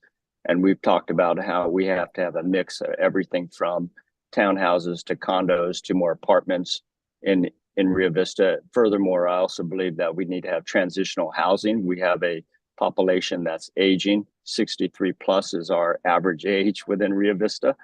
And young people need to have a mix of housing options available to them, to which they don't really have currently. We have a small number of apartments within our community, and then everything else is single family homes. So we need to have a mix of housing options. All right. Well, thank you very much. We appreciate you taking the time to join us while traveling and bearing with us through the connectivity issues. And again, I thank you for the time to join us in this process. So no, I thank you for the opportunity.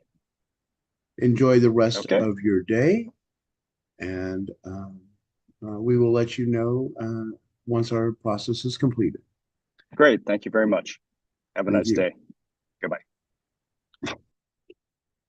And with that, we have built in the next break period for our people. So again, thank you all for joining us on this and listening to our candidates. And as Tom posted, right as we were going into the last break, the Central Committee will be having a debate night watch party on Tuesday night at the Cordelia Denny's. Doors will be opening at 5:30. Of course, the debate begins at 6. We are asking for a donation of $10 to help us support our endorsed candidates. We'd love to see you there. And I have every confidence that this event will be a much more positive experience than the previous debate. So yeah, here's the information on their screen right now for the debate watch party. And join us. And as both Supervisor Hannigan and Tom Bilbo have pointed out, we have connectivity issues in our rural areas. And I do want to point out that President Biden's infrastructure packaging does include money for rural broadband and expanding the middle mile. And we thank you for that. And we need to continue our efforts to offer broadband to every community through our county and state and nation. And that's my own personal plug on that policy.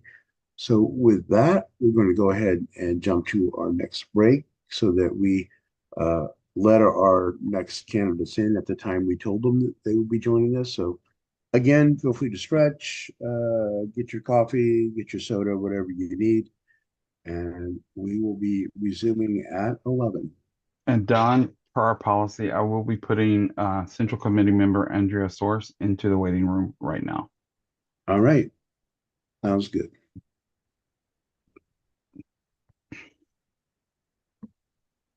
And folks, don't forget, you can get your tickets early for the debate watch party. Karen, if you could you put the link in the chat where people can sign up for that? Also, we have our summer Paina, I think I'm saying that right, Paina, which is a party that's happening on the 14th of September at 5 p.m. It is at a private residence in Benicia. Tickets are still $50 for individuals if you want to get them. They will be going up after the 8th. And then you can get those tickets at solanodemocrats.com/summer party.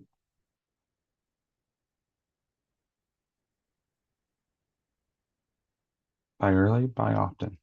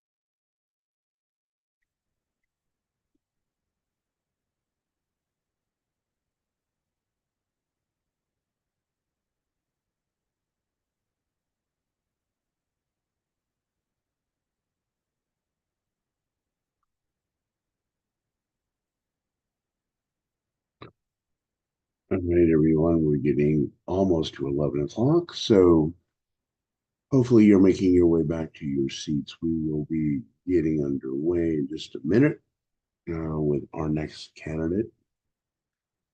And Major Thomas sent out the ballot and the link, so feel free to start making your choices as you go through the day. And our next candidate is for Mayor of Vallejo, Pippin Dew. So if we are ready to bring her in. Hello, Pippin, you are on with the Democratic Central Committee. Can you please share your video? Spotlight her. Yeah. There we go. All right. Welcome. As I've been telling all of our candidates, you'll have 2 minutes for an opening statement, followed by up to 5 minutes for questions from members. There will be no closing statement. The timer is ready, so whenever you begin speaking, I will start it. Good morning. Thank you for the opportunity to be here today. My name is Pippin Dew, and as a former council member for 9 years, I gained experience in decision-making, policy development, and managing public resources. Under my tenure, I successfully advocated for making youth a top-tier priority, creating a multitude of programs and opportunities that continue to this day. I am prioritizing public safety and community policing. As past chair of the Public Safety Task Force and Public Safety Policy Committee for the League of California Cities, I gained a deeper understanding of the industry, the laws governing it, and how communities are changing the way they keep communities safe. The police oversight and reform work began during my service, and I look forward to continuing that work while rebuilding a department that the community is proud of, that is representative of our community. As a self-employed realtor and president of the Solano Association of Realtors, I have expertise in housing issues, economic development, and real estate market dynamics. I successfully facilitated partnerships to address housing challenges, securing stable housing opportunities in Vallejo at no cost to the city fund, and securing $95,000 for first-time homebuyer grants. My work after Vallejo's bankruptcy and the COVID crisis has equipped me with financial management skills. I advocate for disciplined budgeting and expanding revenue sources to stabilize the city's finances. With my experience as the governor's appointee to the San Francisco Bay Ferry and past president of the North Bay Division for Cal Cities, I have developed skills in advocating for regional and local interests, leveraging resources from state and federal governments. I am a strong advocate for workforce development, building pathways to jobs through educational institutions and partnerships with trade unions, which will be crucial in driving economic growth and job creation in Vallejo. I am honored to have received the endorsements of Congressman Thompson, Senator Dodd, Assemblymember Wilson, Supervisor Hannigan, Solano County Young Dems, and hundreds of others, community leaders, members, and organizations. I am ready to hit the ground running and take Vallejo to the next level as mayor. Thank you for the opportunity. All right. Thank you. Moving on to our questions. The first question is that one of the leading issues that has come up in Solano County in recent months is the lack of affordable housing for residents. What would you do as mayor to increase the stock of available affordable housing in the city of Vallejo? Put you in the wrong city there. Yeah, thank you for the question. As I mentioned earlier, I was successful in securing $95,000 in first-time homebuyer grants. And while we were incredibly excited about that, we realized as we were working with buyers that it's still a challenge, even with that support, to be able to obtain, housing for everyone. And so I am a big advocate for high density residential mixed use transit oriented development at the waterfront in the downtown, and really looking to grow our housing stock in all income categories and all product types, because the housing shortage in California is equal to the housing shortage in all other 49 states combined. That is a huge challenge for us that we need to overcome. I think that continuing that work particularly like Vallejo is the largest city in the Bay Area that doesn't have passenger rail. And we just learned STA did a feasibility study with looking at the SMART train that is planned to go to Napa Valley Junction. And then there's several spurs planned from there to go into Solano County. And the highest ridership potential is the spur coming from Napa Valley Junction to the Vallejo Ferry Terminal. And so by having that spur come to the ferry terminal that connects us to Napa and to San Francisco creates that opportunity to unlock state and federal grant monies to have that, like I said, that high density residential mixed use transit oriented development that will create more opportunities for jobs and for housing for all income levels. Okay, the next question. You were known or credited as being a supporter of the Orson cement plant, which, to say the least, based on the questions, was a highly controversial project alleged to have significant environmental and health impacts. Can you explain your support and how you would regain the trust of those who oppose that project? So I did not have support for the project. As a public official, anytime there is a project coming in front of you, it is very important that you do not have an opinion on a project until you have all of the data in front of you. So I was an advocate for getting a final EIR, but we never got to that stage. The applicant pulled their application. I do think that it was a learning experience in terms of having outreach in the community that projects are being applied for. So we definitely could have done a better job of meeting, for example, at the South Vallejo Community Center more often and having more outreach in that way. And also as as I mentioned, I'm on the board of directors for the San Francisco Bay Ferry, and we are moving to a zero emission system. We have 4 major thoroughfares that go through our community, and that creates a lot of pollution for our community. So looking at how we can reduce traffic, remove cars from our freeways is really important work. I'm on the pilot committee for the ferry and excited about the opportunities to have new service, for example, from Vallejo to Larkspur, which would reduce traffic from Highway 37, have a service from Vallejo to Oakland or even to Richmond to help reduce traffic off of 80.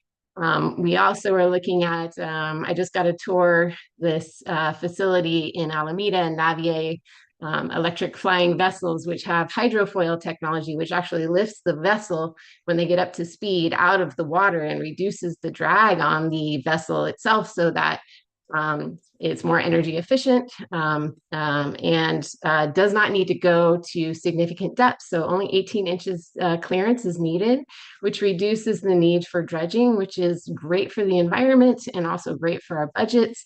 And so it's really something that we can be looking at as we look to expand the maritime transportation infrastructure, because by doing that, it's much more budget friendly to have maritime transportation. That infrastructure is much cheaper than highway infrastructure. And so, it's just the best way across the bay. So I love advocating for the ferry every opportunity I can. Okay, well, that looks like we've already hit our 5 minutes, so that was very quick. Thank you very much. We appreciate you joining us to answer our questions and, again, for participating in the process in general. So awesome. Thank you so much. have a good rest of your day, and thank you, we too. will see you soon. All right, thank you. Bye. Our next candidate for Mayor of Vallejo is Andrea Source. We'll bring her in and spotlight her.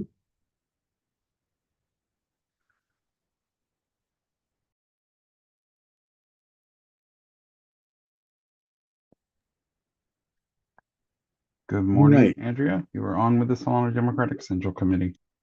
Okay. As I've been telling all of our candidates, you'll have 2 minutes for an opening statement, followed by up to 5 minutes for questions from members. There will be no closing statement. The timer is almost ready. It is now ready. So I will start it when you begin speaking. All right. Well, thank you all so much. I'm Andrea Source. I know most of you from the Central Committee, and I'm running for mayor of Vallejo because the status quo in Vallejo is not working. We need change. And I have spent my entire career in public service. I started out in K through 12 education. I served in the Peace Corps in Honduras and El Salvador. I have managed nonprofit programs, after school programming for young people, as well as economic empowerment programming for refugees and immigrants. I got my master's in public administration and now teach economics at a community college. I'm a tenured professor at Diablo Valley College and a proud member of my faculty union. And I think it's that background in public policy that gives me that belief that government can and should work for the people. And I've lived in several different places and came to Vallejo and just fell in love with this community and started to see a government that really wasn't working for people. And I started getting involved civically, starting with volunteering with survivors of domestic violence and sexual assault and asylum seekers. I coached a Girls on the Run team at an elementary school, and then ended up founding the ACLU Solano County chapter, where we advocated for police accountability and reform, better humane treatment of the unhoused, and increased access to public participation at meetings. Also got involved in my local Democratic club and the Central Committee. And slowly, after not seeing changes and really seeing exclusion in our city, I realized that running for office was my best way to push for change. And I'm not taking any money from any special interest, PACs, developers, those big moneyed interests. I think we need to get them out of Vallejo politics and really bring the people in and restore ethics, integrity, and inclusion in our government. And I think I have the track record in public service to really be the change candidate that can get that done for the people in Vallejo, because I've been campaigning for over a year now and I haven't met a single person that's happy with how the city is run. All right. Thank you for that. And resetting our timer. First question is, one of the leading issues that has come up throughout Solano County in recent months is the lack of available affordable housing for residents. If you are elected mayor, what will you do to increase the stock of affordable housing in Vallejo during your term? Yeah, this is a critical issue, and I talk a lot about how we're at a real key inflection point in Solano County and in Vallejo as we've seen the wave of displacement in San Francisco and Oakland, and we've really seen this housing crisis negatively impact communities in the rest of the Bay Area. We've got to be proactive. We've got to do everything we can to streamline these projects, make sure they go through environmental review, and that we can get housing built of all types throughout the city as quickly as possible. One of the things that I've been vocal about in the past is getting better development deals. The city of Vallejo has a history of selling land to developers for pennies on the dollars, but not requiring them to build anything. So we have these developers, they end up making tens, even hundreds of millions of dollars, and they don't generate any jobs, certainly not union jobs, and they don't generate any housing, any business, any economic activity. So we need better deals. We need to bring good developers in. We need to streamline the processes, really send a message that we're open for business, and make sure that when we do bring folks in, that we have measurable, meaningful deliverables and we have teeth so that we can enforce and ensure that they actually generate, what they say that they're going to do. Okay. Next question. As mayor, would you support flying the LGBTQ pride flag in front of City Hall through the month of June and declaring June Pride Month? Absolutely. Yeah, I attended the last flag raising, and, Vallejo has overwhelming support for the LGBTQ community, but we can't take it for granted. In the last 10 years, we have had opposition to this, and I would be a mayor that would 100% champion those efforts. And that's the inclusion that I was talking about earlier. Okay. How would you be different than the current status quo? How would you partner and bring in grants to address problems? Yeah, I think there's a couple ways that I would be different from the status quo. I think the first is, we've got to judge our leaders by their actions rather than their words, because anyone can pay lip service to things. I think we tend to hear the same things out of people's mouths when they're running for office. But, my hope is that you can look at the decisions that I've made in my life, the jobs I've taken, the things that I've stood for, and see that I really do prioritize the people. I've served underrepresented and underserved communities my entire career. I work as an educator at a community college. I'm gonna put the people first, and I'm not taking any money from any special interests. So I won't be beholden to property owners or developers or any of those folks. And I think that's a big piece of it, getting somebody that's going to challenge that status quo, and then also having leaders who have the policy knowledge. I've got a background in public policy. I'm going to stick up for Vallejo in regional conversations. I'm going to operate from a position of strength and really try to get us the resources from the county, state, and federal government that we've lacked. And, you know, that's the second part of the question in the chat is partnering to bring in grants. We've got to be working with, you know, I'm excited to have the support of the incoming supervisor, Cassandra James, to work with her, to work with our incoming state senator and our assembly member and our congressman to get Vallejo resources from things like the Inflation Reduction Act and the infrastructure bill and all these pieces of legislation that could have brought resources into our community, but didn't.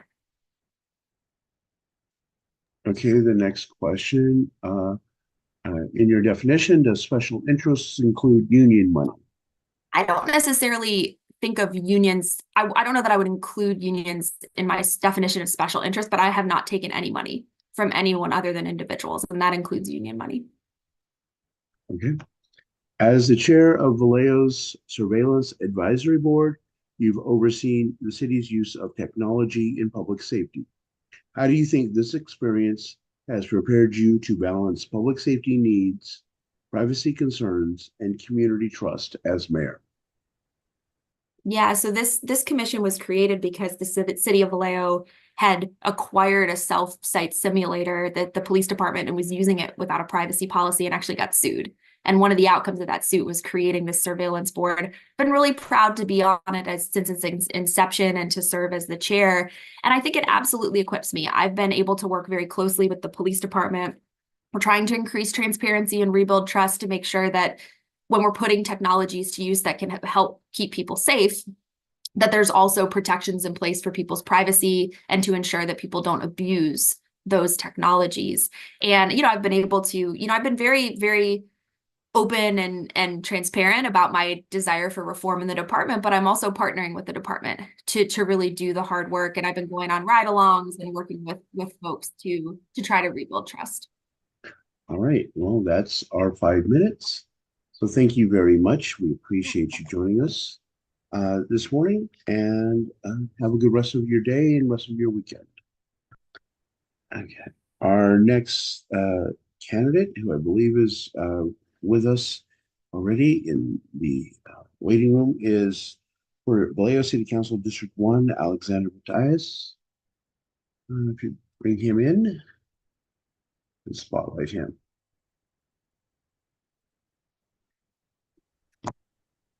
Hello, Alex. You're on with the Democratic Central Committee. I'm going to spotlight you. Thank you. All right, good morning. Welcome. Thank you for joining us. As I've been telling all of our candidates, you'll have 2 minutes for an opening statement, followed by up to 5 minutes for questions from members. There will be no closing statement. The timer is ready for you, so I will start it once you begin speaking. All right, let's go. So good morning, everyone. My name is Alex Matias, and I'm a candidate for council member in District 1, which represents the northeastern part of Vallejo. I entered this race as a husband, as a dad, as a neighbor, sharing many of the concerns that our residents share in this day. As a result, as a reflection of those concerns, my platform centers around community well-being, economic opportunity, and transparency and accountability. I will work in service of Vallejoans, leveraging my professional experience in the public and private sector. Currently serving as Vice President of Operations and Engagement at a children's equity nonprofit, where I serve as a team leader, as a problem solver, and as a consensus builder. I hope to also leverage my community experience as chairman of 2 commissions, economic development and code enforcement, with proven experience to move results forward, working in partnership with council members to support our businesses, advocate for more code enforcement staffing, and elevate quality of life issues like the repavement of our streets the traffic calming of our streets, and enhancement of the powers of our commissions for the benefit of everyday Valaoans. It has been through that professional and community experience that I have been able to achieve results in no matter what the setting was, and I hope to leverage those experiences and my ability to move work forward in service of Vallejo. And I appreciate the opportunity to be interviewing with you all this morning, and I look forward to any questions you may have today. Thank you. All right. Thank you so much. We appreciate you coming in under time. With your opening statement. First question I have for you is one of the leading issues that has come up in Solano County in recent months is the lack of affordable housing available to residents. What would you do as a member of the city council to increase the stock of available affordable housing in your community? Yeah, so there's a couple of things I think we should be looking at and practically talking about, and I will be doing that over the next couple months just to get things moving. Just last month at the Economic Development Commission meeting in my city, we began a conversation around the Sonoma Boulevard corridor. Are there opportunities to look at our code and to find ways to allow for more housing, and what is the process for doing so? I talked about the process that American Canyon underwent to achieve the development that they're seeing there, and I hope that we can look at corridors across our city to facilitate some of that housing. I think it's also important to look at and work with developers using new loan products that leverage new ways of construction that lower the cost. And so I would be in favor of, looking at modular and other alternative forms of build that can reduce the cost there and facilitate more fast growth in our housing supply. And then separate and aside from that, I think the city also has to play a role. This is especially important for Vallejo as a city of opportunity. That's what we pride ourselves as, finding ways to encourage more home ownership. And so I'm going to be looking at every step and every available tool at our disposal as a city and in building partnerships to make sure that housing supply is moving forward over the next couple of years. All right. Next question I have is, would you support the flying of the LGBTQ flag at City Hall through the month of June and declaring June Pride Month? 100%. I interviewed with you guys 4 years ago, and I unequivocally supported that then. And not only that, I think we have to be especially mindful of that when LGBTQIA rights are under attack. And you've seen protections move forward at the state level. I think we have to be looking out for those and seeing how we can be supportive at the local level too. Okay.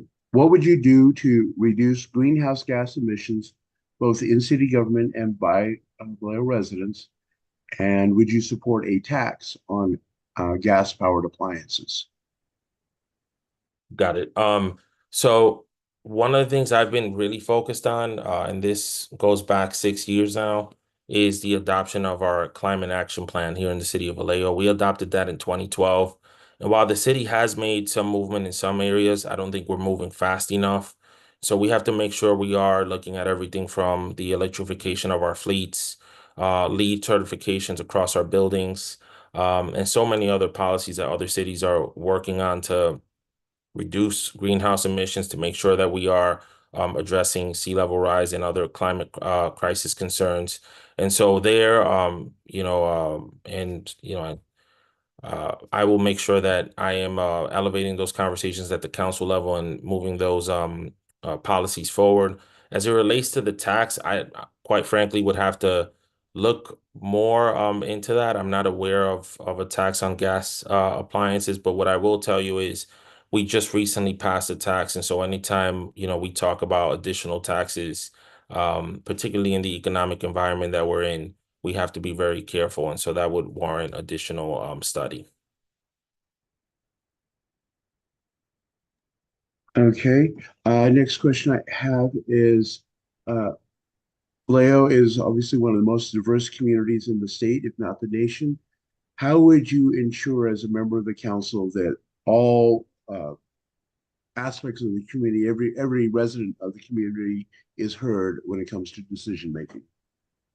Appreciate that question.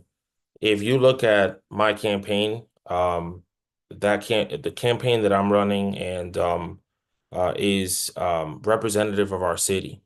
It represents perspectives from every political spectrum, folks from every background, folks from every ideology, with a common belief that we need to move our city forward. Now, why is that happening, right? It's happening because we have sort of created an environment through my work, through the collaboration that has taken place through our commissions and in our community, where we do allow for those ideas and folks from different backgrounds to be a part of what we're trying to build and move forward as a city. And for me, it's not just about what you're seeing or making any promises for the future. I would just also look at my experience in government already. Through the Code Enforcement Appeals Board, I actually enhanced the municipal code to ensure that all Vallejoans were being represented. And then moreover, I also advocated for transparency and equity when it came to grants and many other initiatives that the city has been pursuing over the past 4 years. I know I'm at time, sorry. Thank you so much. We appreciate you joining us today and answering our questions. And have a good rest of your day, rest of your weekend, and we will be letting you know once the process is completed. So sounds good. Thank you all. For that. Next up, we have for Vallejo City Council District 6, Christina Ariola.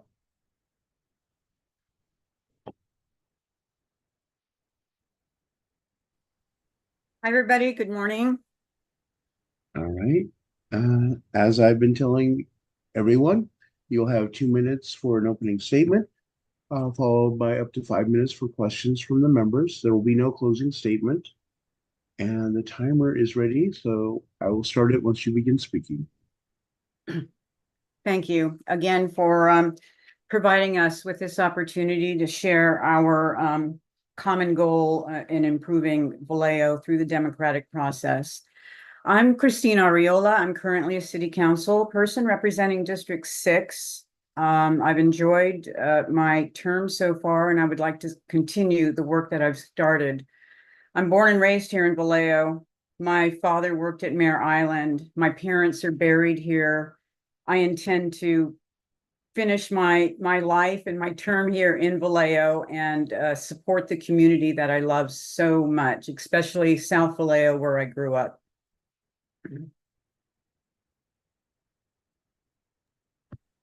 Okay, if that's all you have, let's reset our timer for questions. First question I have for you is one of the leading issues that has come up for many communities in Solano County in recent months is the lack of availability of affordable housing. What would you do as a council member to increase the stock of affordable housing in your community? That's a big issue all over, especially since Vallejo has been touted as the last affordable place to either rent or purchase a home. So that's not the case anymore. In South Vallejo, we are going to see the development of approximately 188 new units, and 32%, I believe, is the count, is going to be directed to low-income housing. Now, that said, that area has already seen another big development, which was market rate housing. So it was not affordable. That was also supposed to include a retail store, mixed use, and we did not get that shopping grocery store in there. So they're going to add another 200 apartments in South Vallejo, an already congested apartment complex. That's a start. It's great. If we could improve our transportation in that area, I think that would be helpful. We need housing of all types throughout Vallejo, and certainly our unhoused seniors, our veterans, our single moms with children who are living on the streets. They need housing. Our teachers need housing. Our nurses need housing. The people that work here in Vallejo need housing. So the city council has been approving, these big developments. You've heard about the one at Blue Rock Springs. Who knows what's going to happen on Mare Island.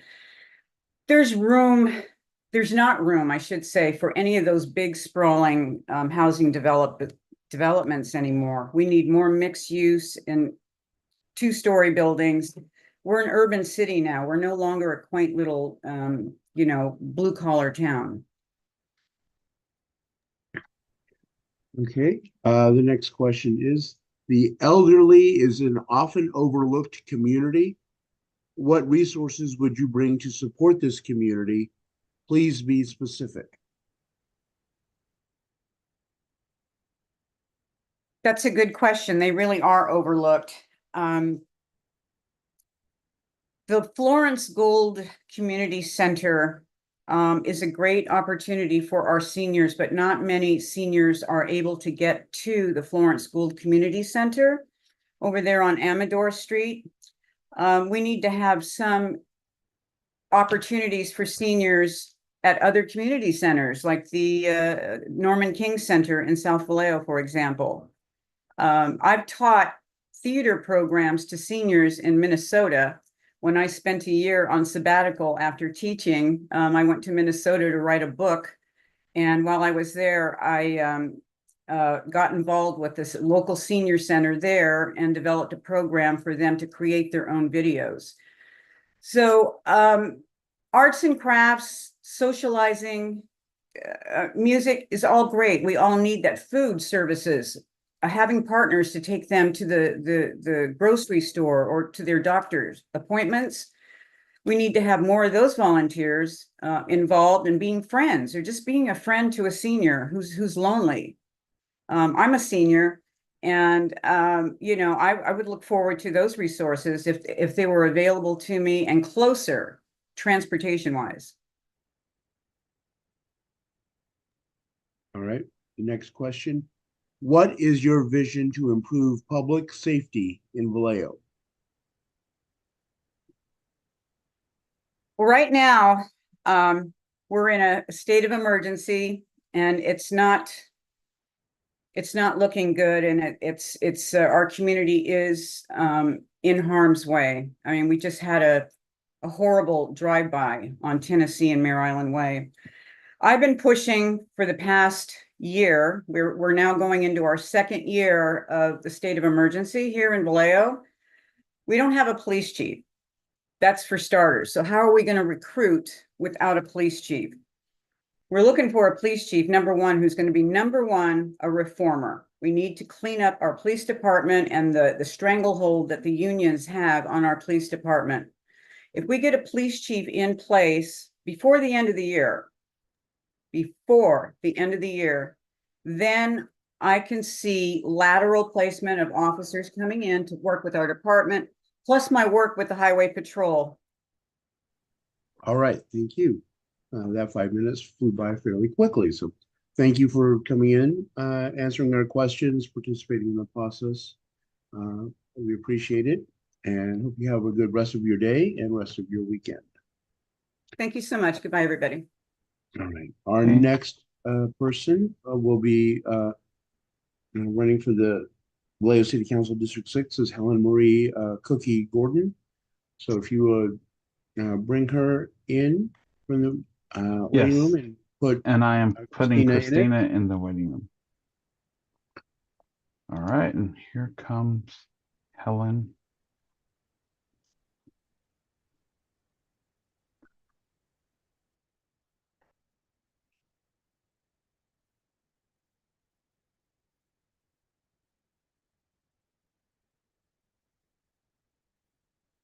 Good morning, Commissioner Gordon. You are on with the Solano Democratic Central Committee. Good morning. How are you doing today?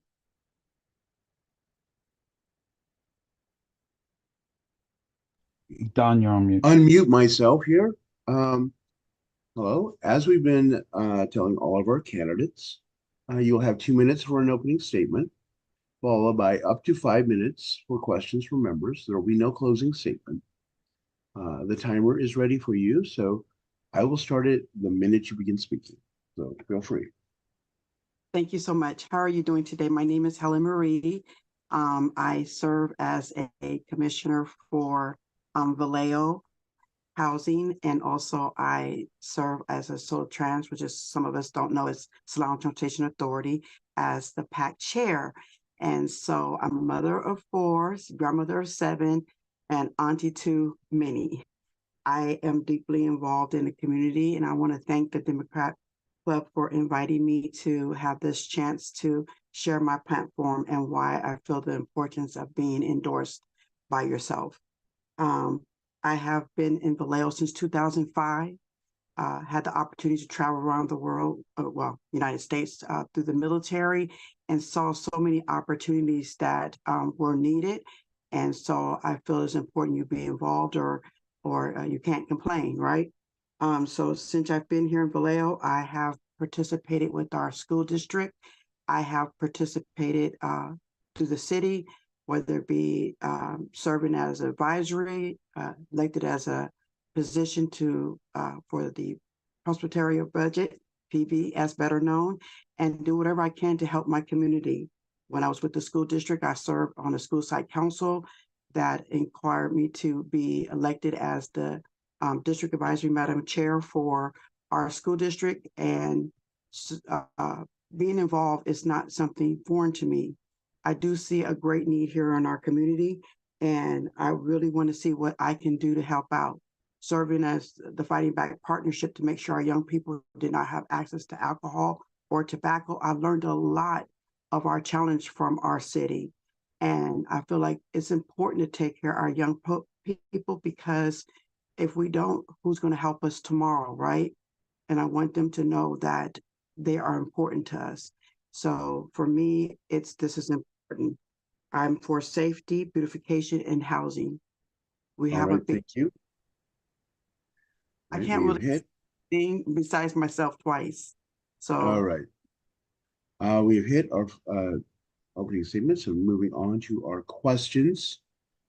First question we have is that one thing that has emerged as a leading issue in many communities throughout Solano County in recent months is the lack of affordable housing for residents. What would you do as a council member to increase the stock of available affordable housing in your community? Thank you for that. So as you know, I'm a commissioner for housing.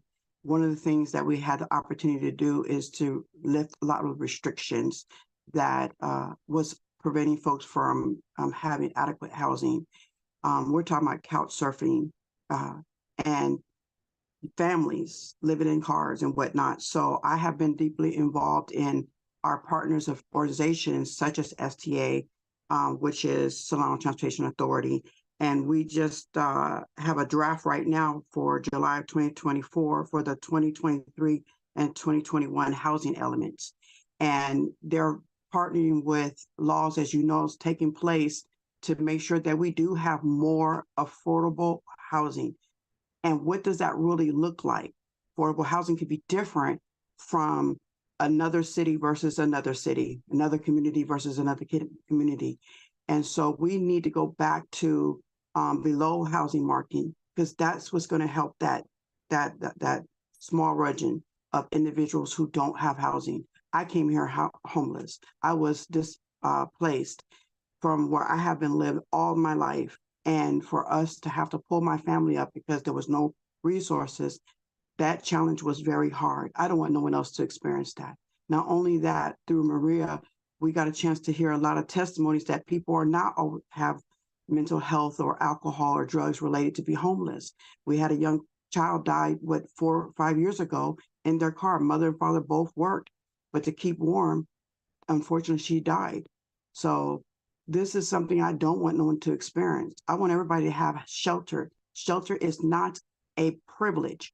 It should be mandated and requirement. So I would like to partner with my colleagues on the diocese and with the Board of Supervisors and our stakeholders of our state representative to see if we can help this. Because moving from one community to another community, not in my backyard mentality is not working. All right, thank you. Next question. Do you support having the LGBTQ pride flag flown for the month of June in front of City Hall and declaring June Pride Month in Vallejo? I feel like any time that we recognize anyone where they're at is important, because everyone is valuable. We all have something to offer. It's important for people to have that pride, no matter who they are. And so, however our colleagues go, I support how that works, because love is love, and I support love. Thank you. Next question. The elderly is an often overlooked community. What resources would you advocate for this group? Be specific, please. All means, I know that 59 may not be considered to be elderly some folks, but leave it to my grandchildren, I am. But this is serious. A lot of our wiser generations feel left out. They feel out of the loop. I'm always teaching our elderly community how to utilize their resources. But the one thing I noticed that for my apartment complex where I live, I have to help people get legal services because they're being railroaded out of their apartments or not giving their rights to them like they're supposed to. This is so crucial. So connecting to our senior citizens like we have here, our Florence Douglas here is important, which I am a member of. But the sad thing about this community is they have so much to offer still, but unfortunately, they're kicked to the side as if they don't. And they do. I learn something every day. But I want to try to empower them. And one thing they say that they're not tech savvy. They need to see things come in the mail, and they're seeing far less of that. So to have that resources sent to their homes is so crucial. Connecting with organizations, which I know Solano has a lot of wonderful programs that I had the opportunity to connect last year, advocating for one of our wiser residents here. And so I would do whatever I can to help out in that area, including getting them involved. You know, like one lady, she didn't know that she could be part of the beautification as a commissioner. She's so talented, so gifted. So I gave her the application. I helped her fill it out, and she's going to submit it, I believe she said, on Tuesday. Because this is important. I can learn from them, and they can learn from us as well.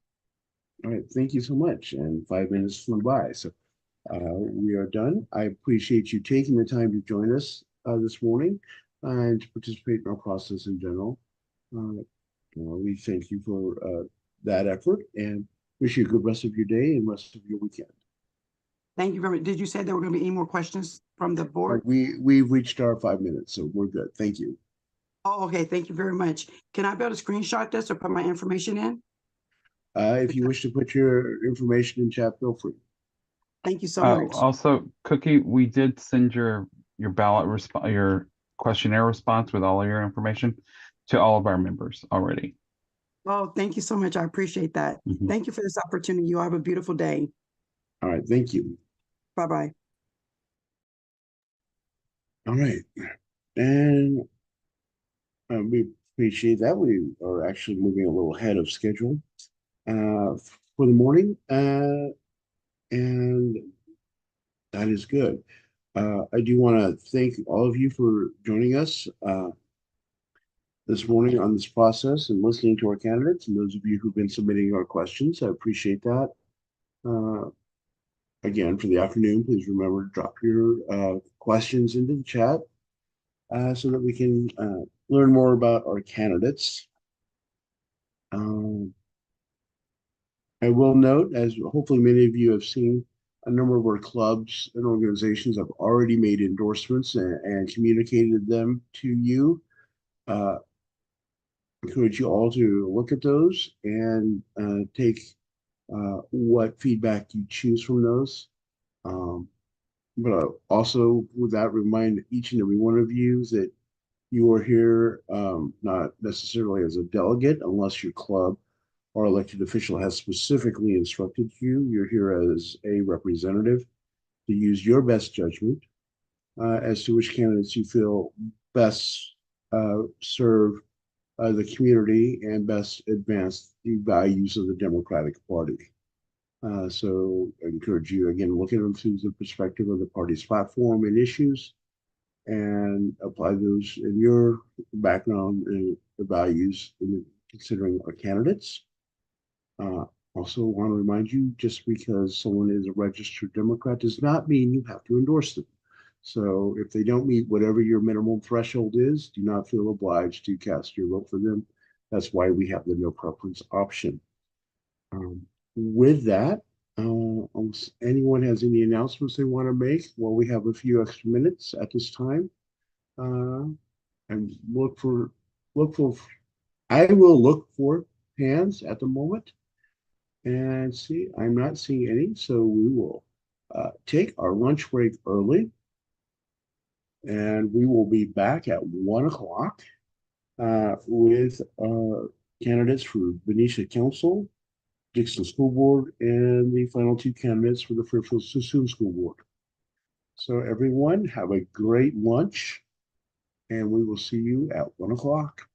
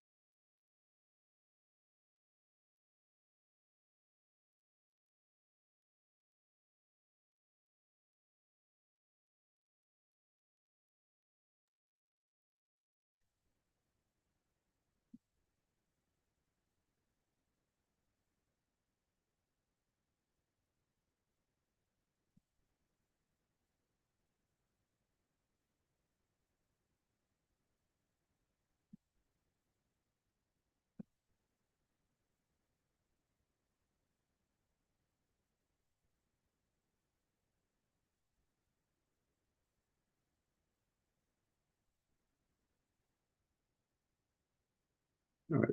Welcome back, people. I'm going to give us a few minutes because I notice a number of people have signed out over lunch. So we will just give them a couple minutes to see whether or not they're logging back in. I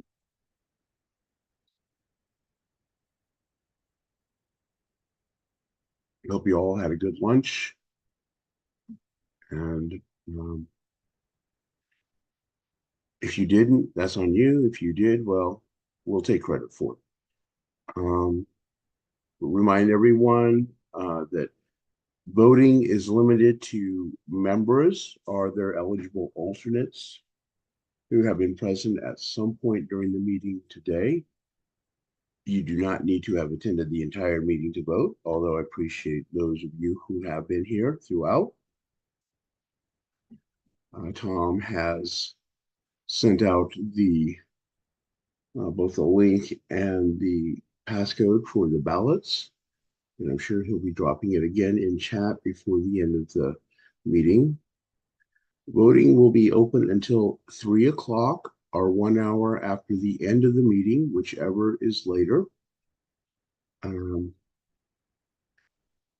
We look to be ending right around 2, so I would encourage you to just benchmark at getting your ballots in before 3 o'clock.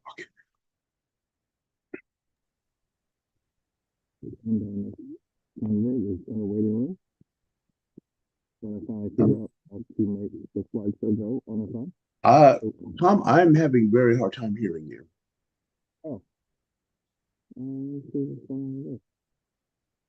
You sound like you're underwater about 50 miles away. What about that?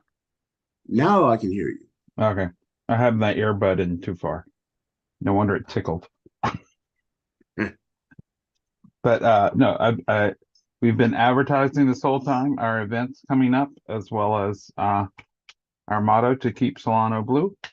So folks, there is a bug now on the front page of our website, so you can click there, go to solanodemocrats.com, and if you want to just click that, and you can, there's a bug at the top of the page, so you can click that and get your ticket to our debate watch party in lovely Cordelia.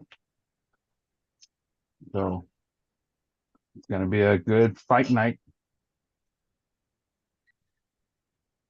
And encourage you all to stay tuned as well. As soon as we confirm our endorsements, we'll be preparing our printing order, and the door hangers will be available, knock on wood, very soon.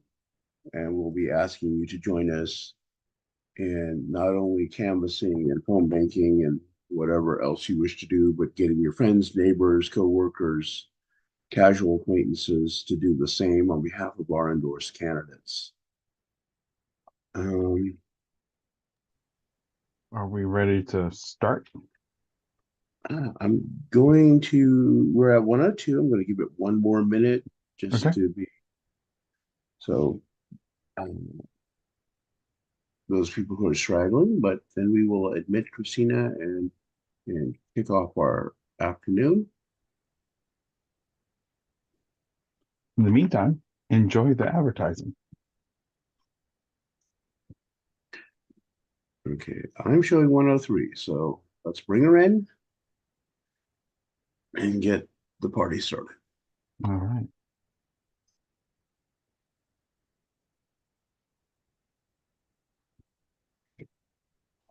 Our next candidate is Christina Gilpin Hayes, running for Benicia City Council.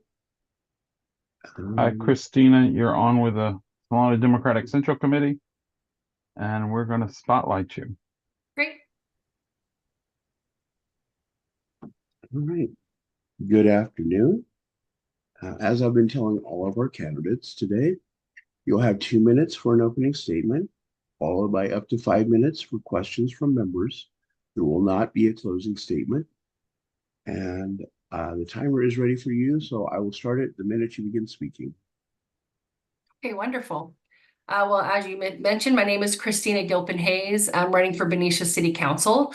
I've spent most of my life in Northern California, and although I've only been in Benicia for a few years, my wife and I dove straight into Benicia and immersed ourselves in all things Benicia. And for me, that includes the political landscape here.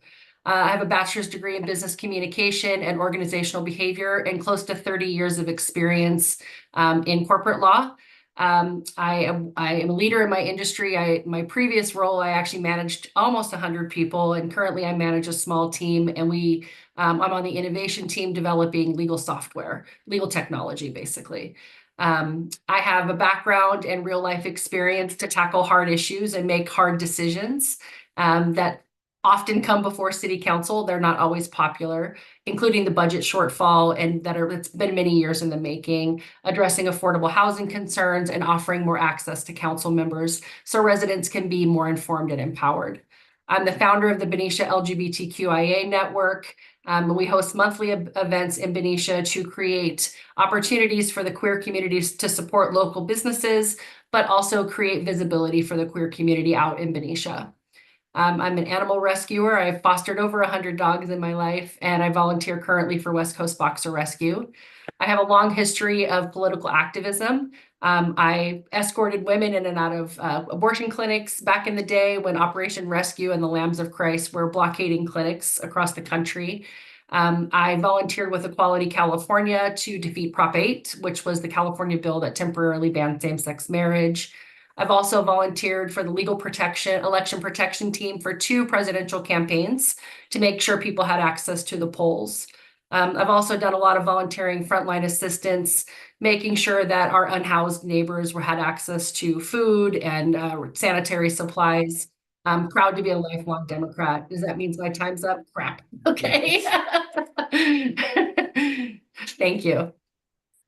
All right, and we'll be diving into our questions now. Excuse me. The first question is, one of the leading issues that has arisen in Solano County and many of its communities over the last several months is the lack of affordable housing for residents. What would you do as a member of the city council to increase the availability of affordable housing in your community? The city council currently is taking a lot of action to try to rezone properties and make city-owned properties available for development. Listen, we have a population decline in Benicia. Our population has declined over 4% just in a 5-year period. And it's not because people don't want to live here. It's because there's no housing. There's no affordable housing. There's no senior housing. So yeah, I mean, I do think that the current council is making a lot of efforts to do that. We do have to continue to look at rezoning property to make sure that there is the ability to develop property and make sure that we can focus on affordable and senior housing in particular. Okay. Will you be supporting Benicia's local tax measures? Why or why not? I am, and I know this is not necessarily popular with Benicia voters right now, but I think it's necessary. The tax increase that was approved last March will give the city some budget relief, but it's not enough. We have 40% of our housing hasn't turned over, which really limits our ability to collect property tax at any current value of those properties. And if you look at our highest tax sales tax generators, it's the 7-Eleven and McDonald's. Like, a city cannot function on McDonald's and 7-Eleven alone, and we do have to be creative in generating more revenue. And I do think that these 2 tax measures that are coming up this fall is going to help. Okay. Next question. What does inclusive outreach look like to you? How would you go about making sure all kinds of Benicia folks, no matter their background or identity, are not only represented in local government, but feel connected and want to get involved in shaping our city's future? I think we have to meet people where they are. And I think that, our city manager does the kind of keep coffee with the city manager. Our current council is out and about in the community, and I think that's very helpful. But I do think that we need to go to where people are. And that means having a city council presence at even the farmers market or some of the other city events. But also, honestly, walking the streets just like you do when you're trying to get elected, and going to neighborhoods at hours that are not 9 to 5, and making sure that we're reaching out to people that don't necessarily look like us, or that we haven't necessarily had access to, or we haven't reached out to in the past. That means going outside of our immediate circle and actually talking to people and finding out what their real concerns and issues are. What do you think about a voluntary program for those with low property taxes to pay more to the city?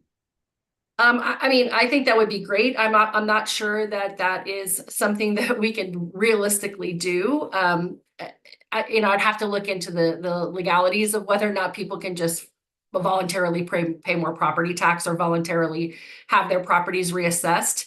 I mean, I think if people want to do that, it's worth looking into, but I'm not a real estate attorney. I don't know whether or not that could just be implemented that easily.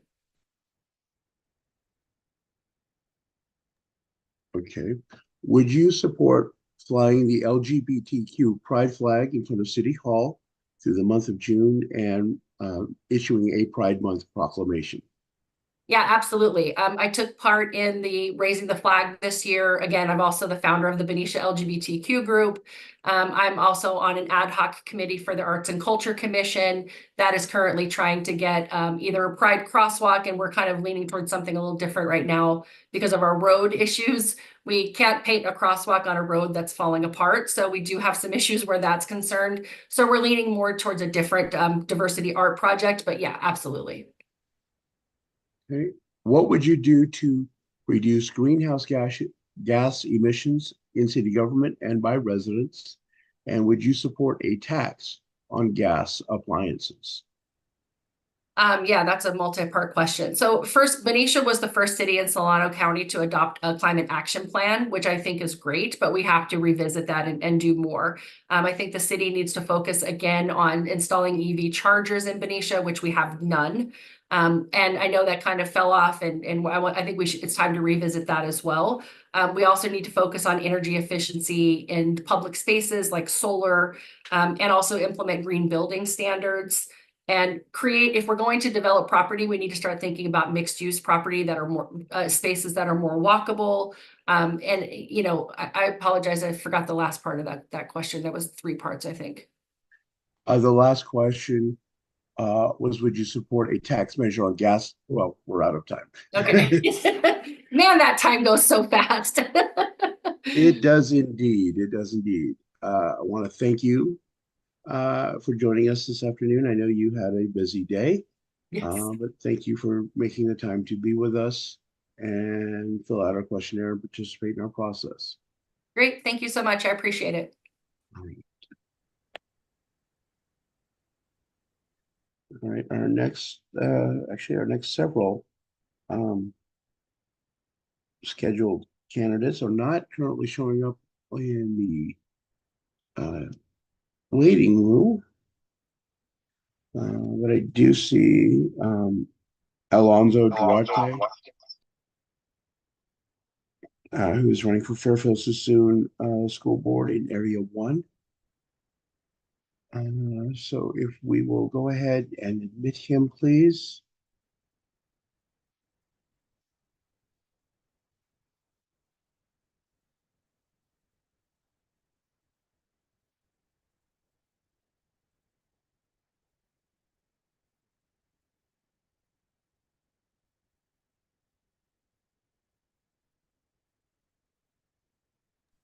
Hi there, Alonso. You are on with the Democratic Central Committee. Hi, can you guys hear me? Yes. All right. Thank you for joining us. Because some of the candidates ahead of you have not signed in yet, we're going to take you a few minutes early. So thank you for your indulgence. As I've been telling all of our candidates, you'll have 2 minutes for an opening statement, followed by up to 5 minutes for questions from members. There will be no closing statement. So the timer is ready, so I will start it when you begin speaking. Okay. Well, first, thank you for this opportunity. My name is Alonso Duarte, and I am running for the School Board Trustee Area 1 in Fairfield-Sassoon Unified School District. As a first generation Mexican immigrant with deep rooted family values, I understand firsthand the challenges faced by dual language learners. When I arrived to the US, I struggled to navigate school while also working to support my family. And despite these obstacles, I pursued my passion for education, eventually obtaining a PhD in human resources and an MBA in accounting. My professional experience includes teaching at Solano College and serving as an HR fiscal director for a local nonprofit that operates the Head Start programs in Napa and Solano. I am really committed to giving back to the community that has supported me and my family. My two daughters graduated from local schools, including Crescent and Crystal, that are within my area.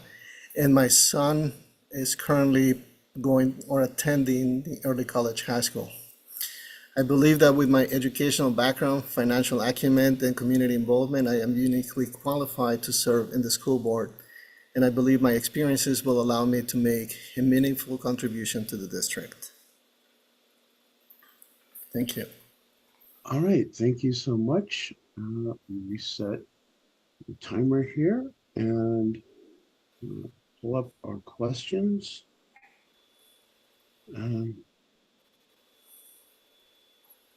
How do you propose civic leaders can engage more Latinos in local government? Well, one is communication, and I think an open forum. Reaching out directly to them is one way. I know currently I get involved a lot through Child Start, which is the nonprofit organization, and we deal with a lot of families. We ask them to actually join our policy council, join our board, and we take them into tours at the Capitol to be able to advocate for policies that will help teachers and children. So we're currently engaging a lot of those families, and I would use some of the same processes to reach out to families within the school districts that, and invite them to participate and have their voice heard. Okay, next question. Do you support menstrual education in schools for both girls and boys? Why or why not? I absolutely do. It's interesting. My two daughters, I'm the one that had those conversations with them when they were 10 years old. I think it's very important for them to truly understand what they'll be facing as young adults, as teenagers, and how they can protect themselves. So clear understanding, not just coming from the parents, but also coming from educators. It's very important to bring awareness to young women. What would you do to ensure that our students are being educated about climate change and how to address it? It should be part of, and I believe it should be part of the curriculum. I know I included it in my accounting classes as part of the social responsibility of organizations that they need to be aware of the footprint that they're creating on the environment, and they need to be responsible in the way they approach and make decisions that will actually create sustainability for future generations. So it's not about what they're doing right now and earning, it's about also the responsibility they have to leave a planet that is accessible and functionable for everyone that is coming after them. So yeah, part of the curriculum should be included in pretty much every class. Okay. Fairfield Sassoon Unified had the highest suspension rate in the state of California of African American and Latino students. What intervention would you like to see to address this? Well, a little more education for the teachers and the parents as to what is there to expect. I just had the opportunity to attend a conference that is for raising African American boys and how we can help them and help them understand the their, what is it, how they contribute to society and how we can help them become better part of society and how to avoid the biases that are put out there.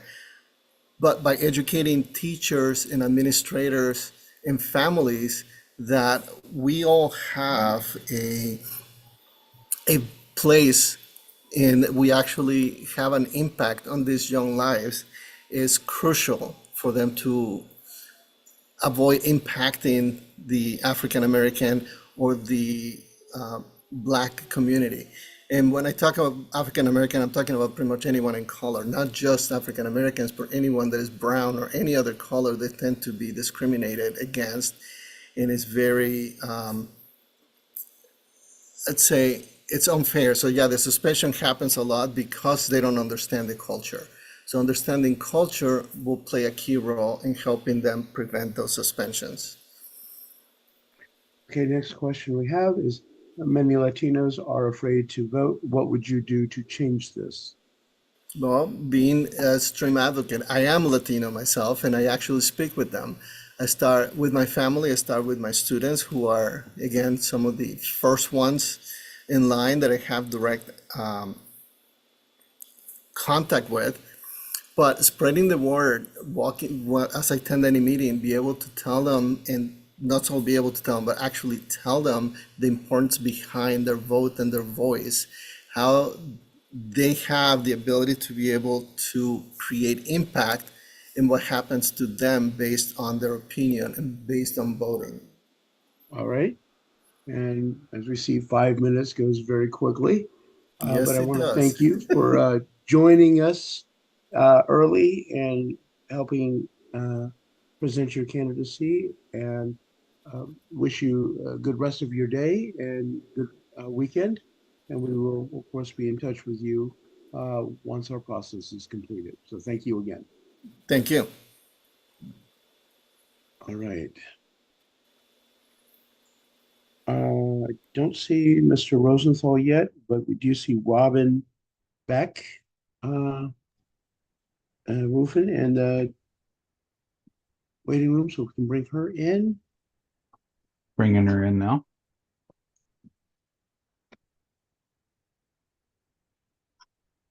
Hey there, Robin. You are on with the Democratic Central Committee. Please show your camera and we will get you spotlighted. I'm here. I'm having some difficulties in starting the video. Enable your camera. Okay, sorry.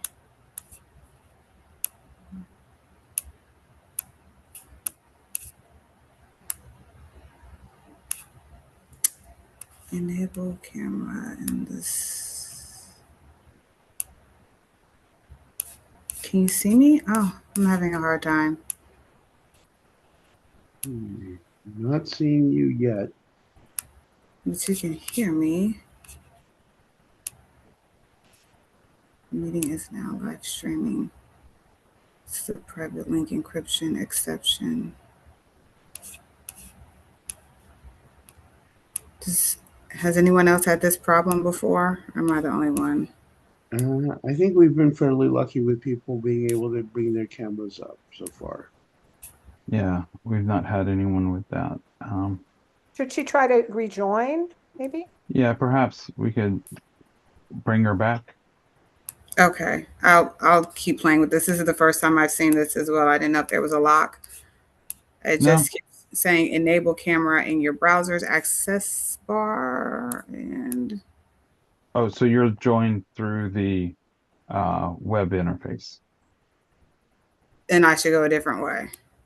Yeah, normally people come in through the installed invite. application. Oh, okay. Okay, let me try again. I'm sorry. Okay. All right. Okay. We will put you back in the waiting room. Okay. For right now.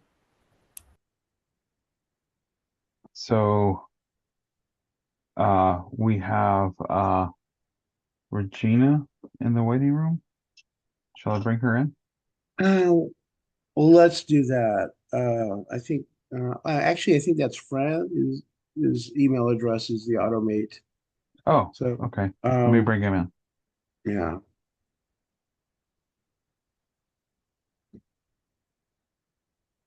Hello, Franz. You're on with the Democratic Central Committee. Can you start your camera and we'll spotlight you for everyone?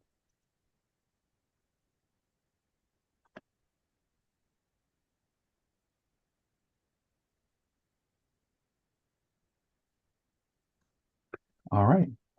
All right. Thank you for joining us. Sorry, I'm As late. it happens, as I've been telling our other presenters, and as I sent communicated in the email, you'll have 2 minutes for an opening statement, followed by up to 5 minutes for questions from members. There will be no closing statement. And our timer is ready to go, and I will begin it once you begin speaking. You're on mute, sorry. Unmute yourself.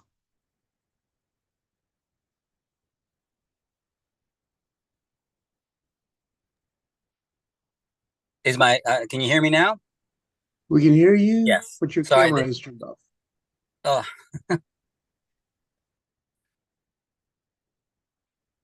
Okay.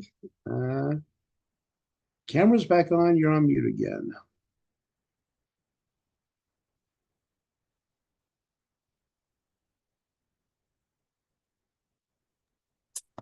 I think I'm not sure why it has me in safe driving mode. Actually, okay. Video start. Okay, now I believe I'm unmuted and my video is on.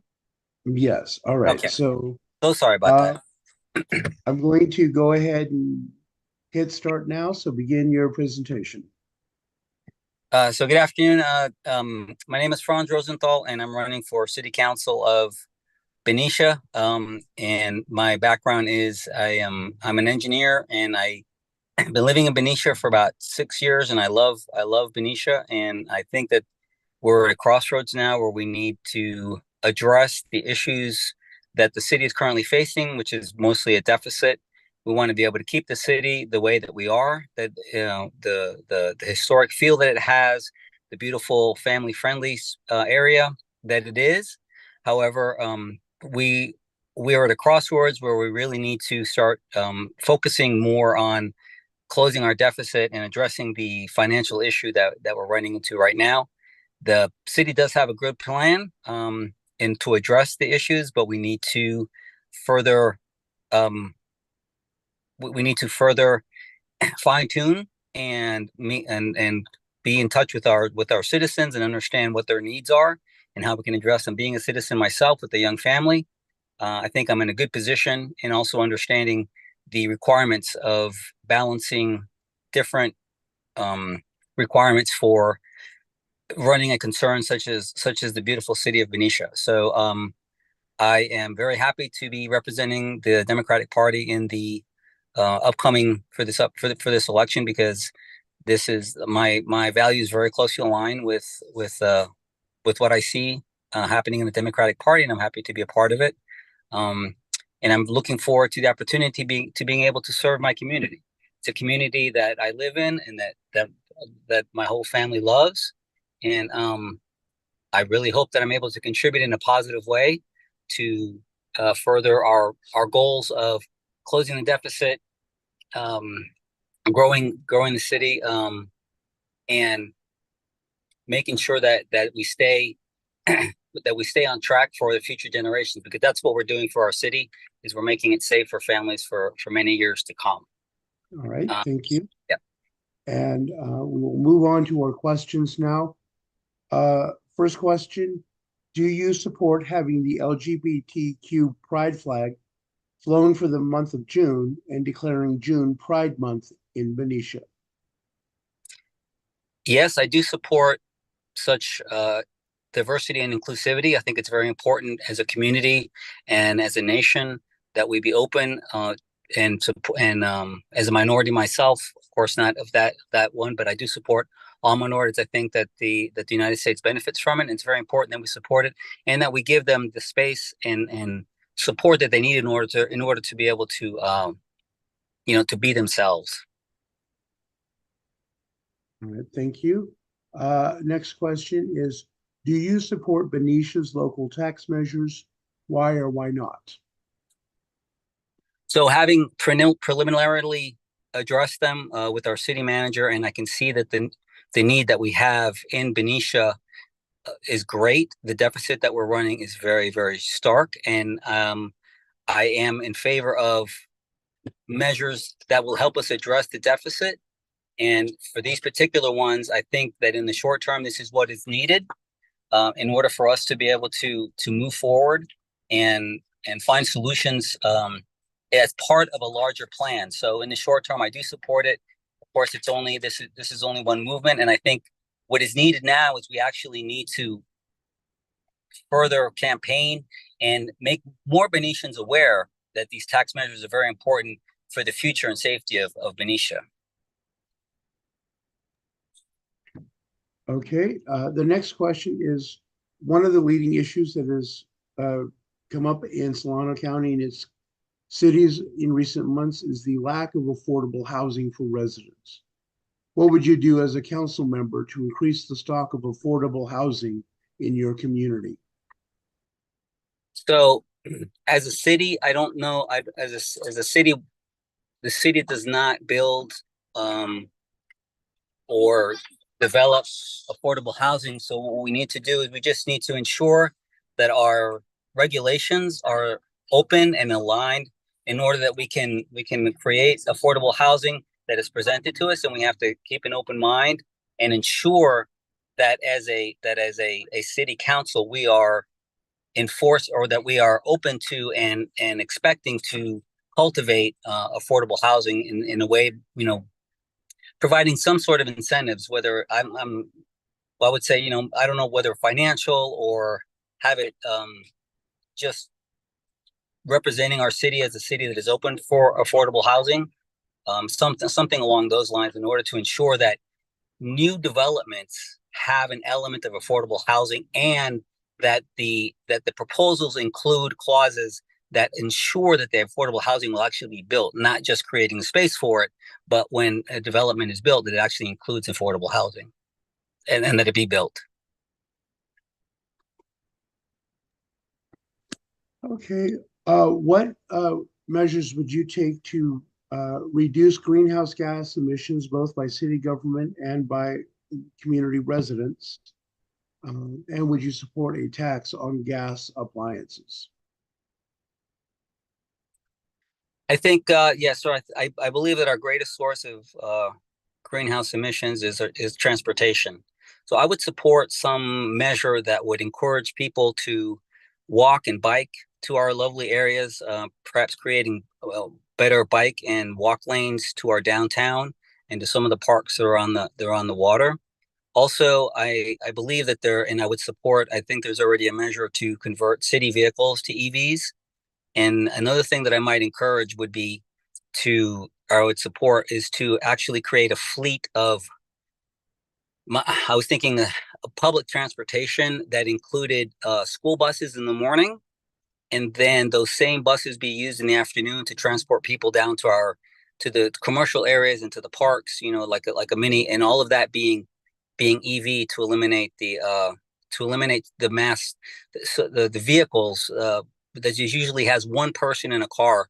But unfortunately, the way the city is set up now, sometimes it's almost inevitable. So I think some measure of that would go a long way to addressing our greenhouse gas emissions. Okay, final question. Benicia has a large senior population. What resources would you propose and support for low-income elderly? Be specific. Well, attempt to answer it in the time we have left, which is just a few seconds. I think, well, of course, support for housing, for food, for medical care. All of that is very important, I believe, for seniors. And for low-income seniors, that the city would provide programs that would support those areas. All right, thank you very much. 5 minutes flies by pretty fast. So yes, do appreciate you taking the time to join us this afternoon and participating in our process. And have a good rest of your day and a good weekend. And we will, of course, be in touch as soon as our process is concluded. Yes, thank you very much. Thanks. All right, if we can try again with Robin.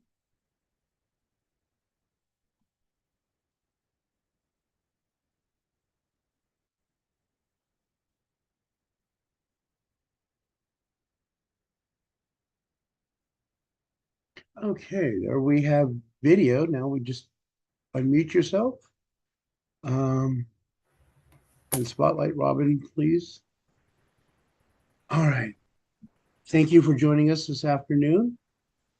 As I've been telling Thanks all for of our having me. candidates, you'll have 2 minutes for an opening statement, followed by up to 5 minutes for questions from members of the committee.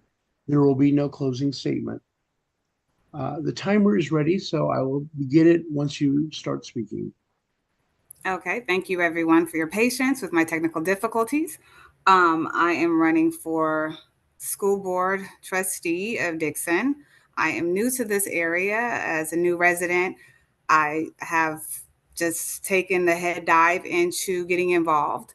I've never been involved in my school's teachings or whatever, but I've never had this issue that I've faced when moving to this area.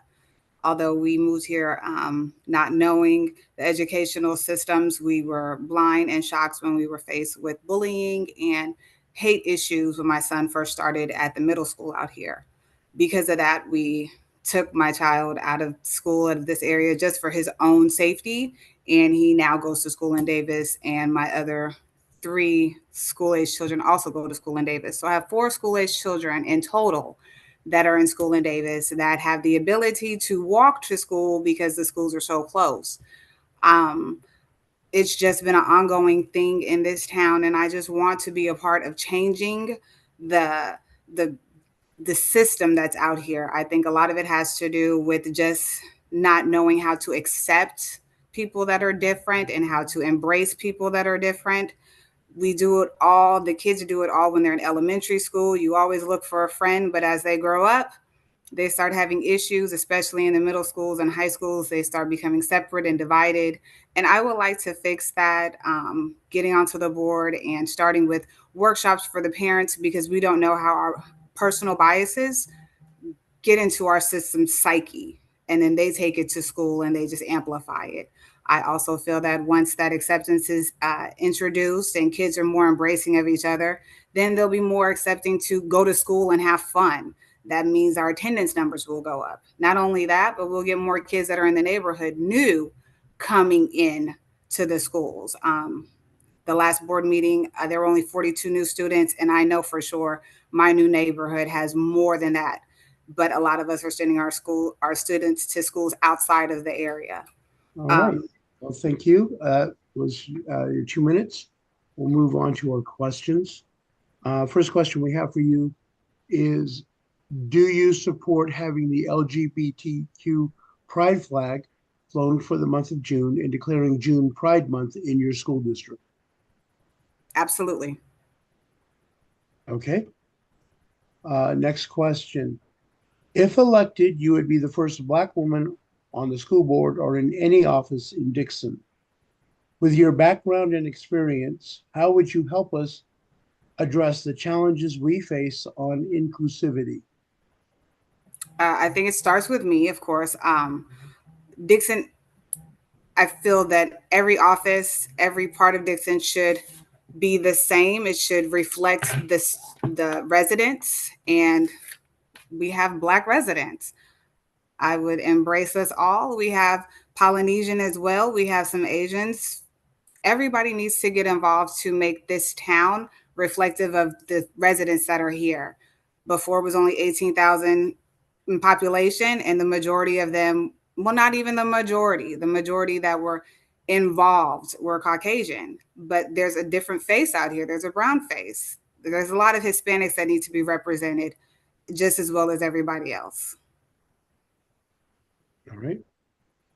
Next question. Do you support charter schools? That's questionable. I'm not a fan. I just happen to find that it worked for my children to get into the school outside of Dixon, but I actually feel like public is the way to go. I think our teachers are excellent. I think they have the heart, the desire, and the passion to educate our students. If they go into a public field, that's telling you a lot about how much passion they have for teaching students. Thank you. Next question. Do you support menstrual education in schools for both boys and girls? Why or why not? I do. I believe that it is part of being a human. Everybody should know. There are men who have daughters, there are men who have sisters. My son is one of 5 children, and he's the only boy. So I don't think that education should be limited because it's only specific to a certain, a certain person or certain person type as a female. Everybody should be knowledgeable about it. Not as that they're going to get one, but they need to know what to do if a girl one day starts bleeding. I mean, God forbid, it shouldn't be a shock. So they should be educated as well, just like we educate them on having children and the reproductive system. It's part of life. It's part of being a human. Right. Next question. What is the school district not doing that they should be doing to increase a sense of belonging or inclusion? To be fair, my my takeaway on what the school is not doing is acknowledging the fact that this is a problem. They're not turning the page over to where we are going to do something completely different than what we have been doing. When I came into being more involved, it was because we had one Black principal, and she decided to do the first Black History Month representation that has ever been done. Because it was such a shocker, it didn't go off well. But had schools been doing that all along, they might do it in their classroom, but it needs to be something that is done not just in the schools, but also in the community. The parents need to be involved. If it was done like that, it wouldn't have been such a tumultuous experience for the kids that were seeing it for the first time. It needs to be a way of life, a culture. And I think this town, starting with the students first, because it was a song, They Are the Future, they need to show that this town itself loves everyone. Okay. Next question. What would you do to teach students about the causes of climate change and what they can do to address it? Actually, we are working in my small community. We are working on Earth Days, informational facts for the kids to know what they can and cannot do to help. We're actually talking about getting golf carts over here because that could cut down on fuel emission going to school and back to school. Just little ideas to throw around. But I think it starts with information being given to the school and how it's presented, because children can always teach their parents if they're not knowledgeable about what's going on. All right. And it looks like we're coming up on our 5 minutes already. So I want to thank you for taking the time to join us this afternoon and letting us learn a little bit about you. And I hope you have a good rest of your day and rest of your weekend. And we'll be in touch with you as soon as our process is over. So thank you again. Thank you so much. Thank you. All right. Next up, we have Regina Espinoza, also running for the Dixon Unified School District Governing Board.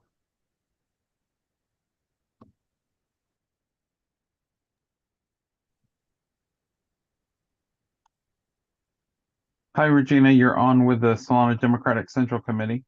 Can you please turn on your camera and we will spotlight you for the rest of the committee.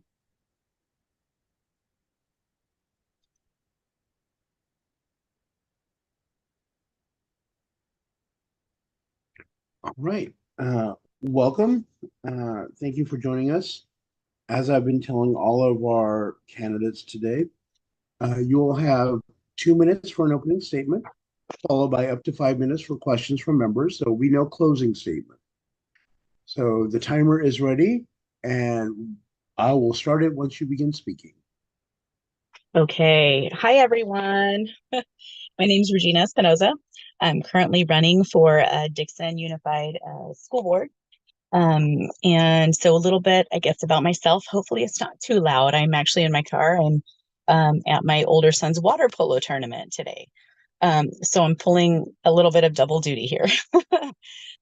So again, a little bit about myself. I am a Dixon resident, born and raised, went through Dixon schools all the way through high school. And then I shortly went off to college, graduated with a couple of engineering degrees from University of Pacific, and then master's degrees from University of Southern California in planning and development. And then subsequently have been really working in public works and for over 25 years now. I have been doing a lot of public service in my community. When my husband and I moved back to Dixon, we decided that that is where we wanted to raise our two boys. And so I have a 15-year-old and I have a 13-year-old, both attending Dixon schools, which is amazing. I've been able to do several things, as I was mentioning, in our community. I was, really involved in sports organizations. I'm on a couple of boards. I was chair for a while of the Dixon Parks and Recreations Commission, and I also was a trustee for Dixon Montessori Charter Schools. And I am very active also in the scouting community. So formerly Boy Scouts of America, now going to be scouting. And so, yeah, I really look forward to assisting, I think, the next generation of students in receiving quality education in Dixon, the same way that I did when I went to school there. So that's really what I'm passionate about at this point. I was able to serve and was appointed to the Dixon Unified School Board for a year to finish out a term. So hoping for another 4. All right, thank you so much. And we're moving on to our questions. The first question is, do you support having the LGBTQ pride flag flown for the month of June and declaring June Pride Month in your school district? Sure, why not? I think we do it for various groups within our schools. I really believe in representation, and I don't see that there should be an issue with representing different groups. All right. Next question. Do you support menstrual education in schools for both boys and girls, and why or why not? I support all education for both boys and girls. I think learning about your bodies is extremely important. I think that there should be a segment in schools. I think sometimes both boys and girls, receive a lot of the information at school that they maybe wouldn't otherwise receive at home. I don't see an issue with providing all types of health education for both. Okay. Next question. Do you support charter schools? I support quality education for everyone. So whether that be charter schools, public schools, I think it's important that there be opportunities for all of the kids in our communities to receive that quality education. Okay, next question. You have been instrumental helping the school district turn the corner in the year that you've been on the board. What do you see in the next 4 years as the district continues to build? That's a great question. So I'm glad that it can be seen that I was instrumental over the last year. I think that was really my goal for a year. I had certain things that I really wanted to accomplish, and to help the current board do that is a huge honor for me, really.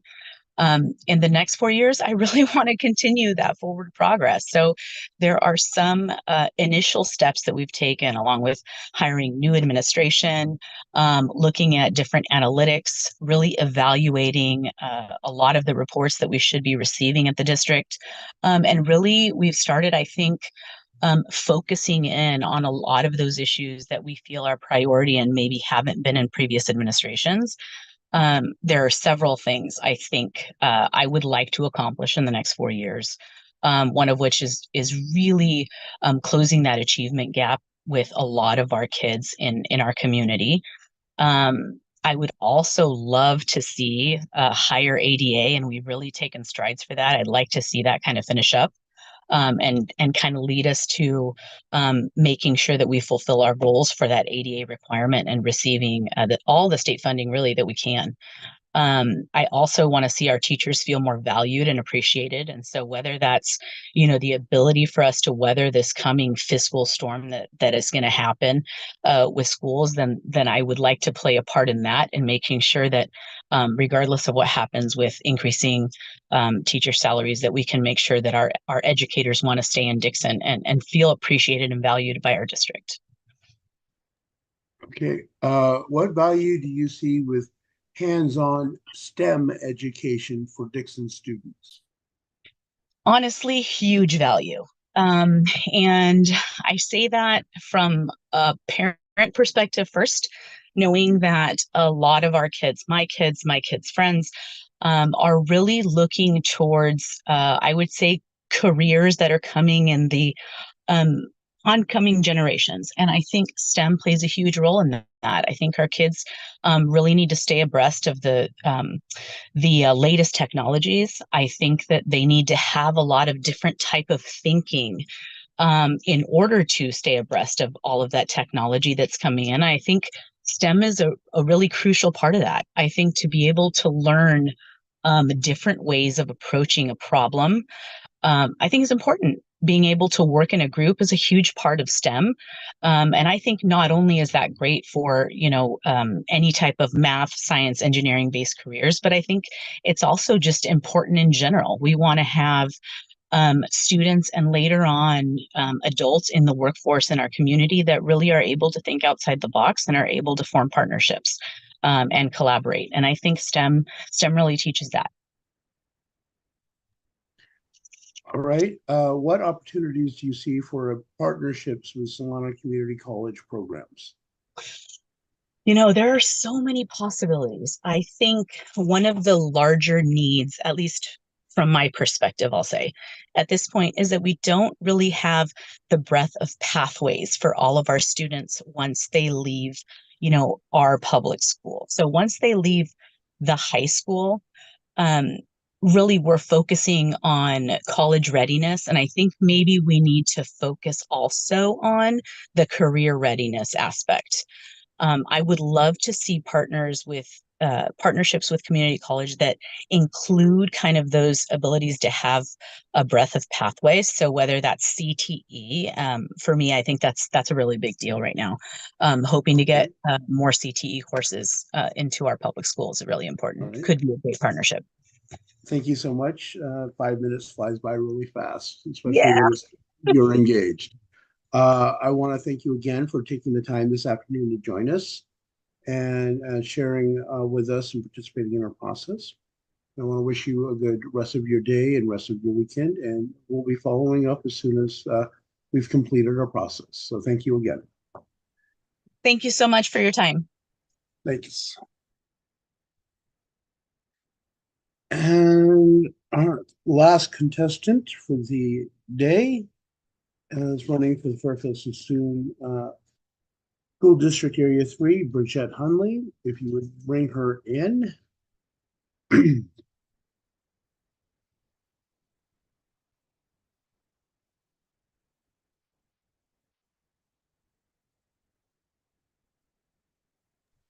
Hi, Bridgette, you're on with the Central Committee. I don't know if her audio is working.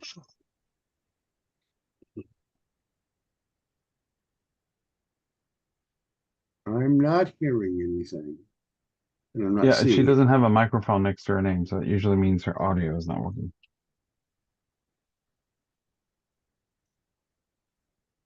Okay.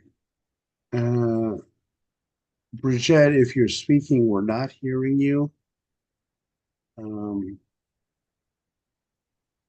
I would just try to toggle yourself on and off mute. If that doesn't work, now I see you. Is your audio working? Yeah, she doesn't have a microphone next to her name. Okay. There we go. All right, Hi, try Bridgette. again.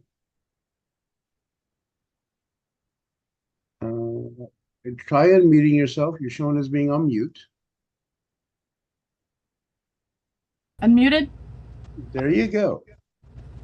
Excellent. All right. As I've been telling all of our candidates today, you'll have 2 minutes for an opening statement, followed by up to 5 minutes for questions from members. There will be no closing statement. The timer is ready and it will begin once you start talking. Great. Thank you so much. All right, my name is Bridgette Hunley, and I'm running for Fairfield-Sassoon Unified District Governing Board because I care deeply about the quality of public education our students deserve. As a board member, I aim to collaborate with all community partners, including parents, teachers, classified employees, students, and labor, to bring forth common sense solutions to help make a difference in improving services and resources for our students. I'm seeking an endorsement from the Solano County Democratic Central Committee because I am one of you, and I believe that my candidacy is aligned with the core values of the Central Committee and the Democratic Party. As a board member, I will advocate for meaningful investments in employee compensation, benefits, and pensions. Furthermore, I will always strongly support LGBTQIA+ students and work to invest in all student clubs and resources. As a board member, I would also focus on scheduling regular meetings with each of our community partners, including employee groups, parent groups, student leaders, and so many more. I'm currently serving as an elected member of the Solano County Democratic Central Committee. As a member and former chair of the Central Committee, I'm focused on supporting candidates that fight for the rights of working families and ensuring that chartered Democratic clubs work to elect candidates, and supporting the Central Committee's work in advocating for legislation in the state legislature. I've also served as chair of the California Democratic Party Computer and Internet Caucus. As caucus chair and executive board member, I focused on collaborating with statewide delegates and party leaders and creating a Democratic Party that supports and advocates for all. In addition, I also serve as a community ambassador for Solano County Supervisor Wanda Williams. I've represented Supervisor Williams at community events, working to bolster the supervisor's work in supporting Solano families on the Solano County Board of Supervisors. As an advisor, I work in collaborating with state legislatures and governance work that supports working families through local, state, and national public policy. I'm honored to have been endorsed by many groups. I'm the sole endorsed candidate for the California Teachers Association for this. I'm endorsed by Congressman Mike Thompson, Congressman Garamendi, Senator Bill Dodd, the State Controller Malia Cohen, All right. State Treasurer Fiona Ma, and more. Thank That's you your so 2 much, and minutes. I ask for your endorsement. All right, and we will jump into our questions.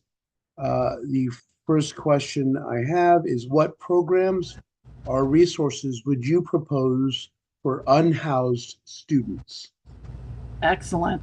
Well, I would strongly support meeting with community members and allocating funds, utilizing the CTA Community Schools program outreach to get grant funds to research for unhoused students. I would strongly support meeting with all community partners on this, including our representatives on the Board of Supervisors, to coordinate to make sure that our unhoused students are, for one thing, have all the resources they need, including meals, including access to high-speed broadband, and most importantly, including housing. And yes, as an add-on, I do support menstrual health education in schools. Okay, following up for that, why or why not do you support menstrual education? Because it's 2024, not 1954. I grew up with menstrual health education in the schools, and we should be going forward, not back. Do you support having the LGBTQ pride flag flown for the month of June and declaring June Pride Month in your school district? Yes, I would, 100%, and that is an unequivocal yes.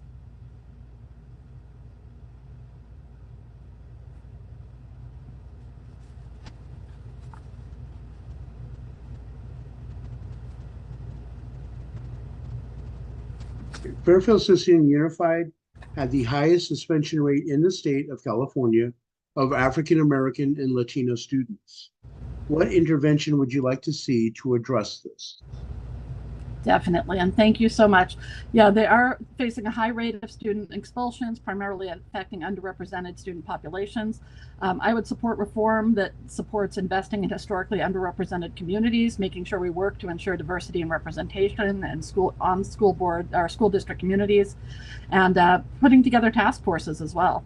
If elected, I would work strongly with all of our Black and Latino chambers, as well as our local groups to find common ground. I also strongly support our AAPI communities who have been unfairly targeted.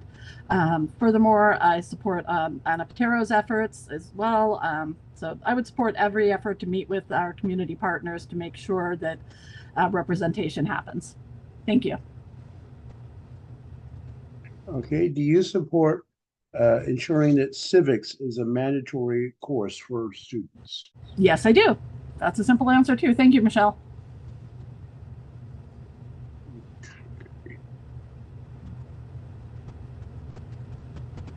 Let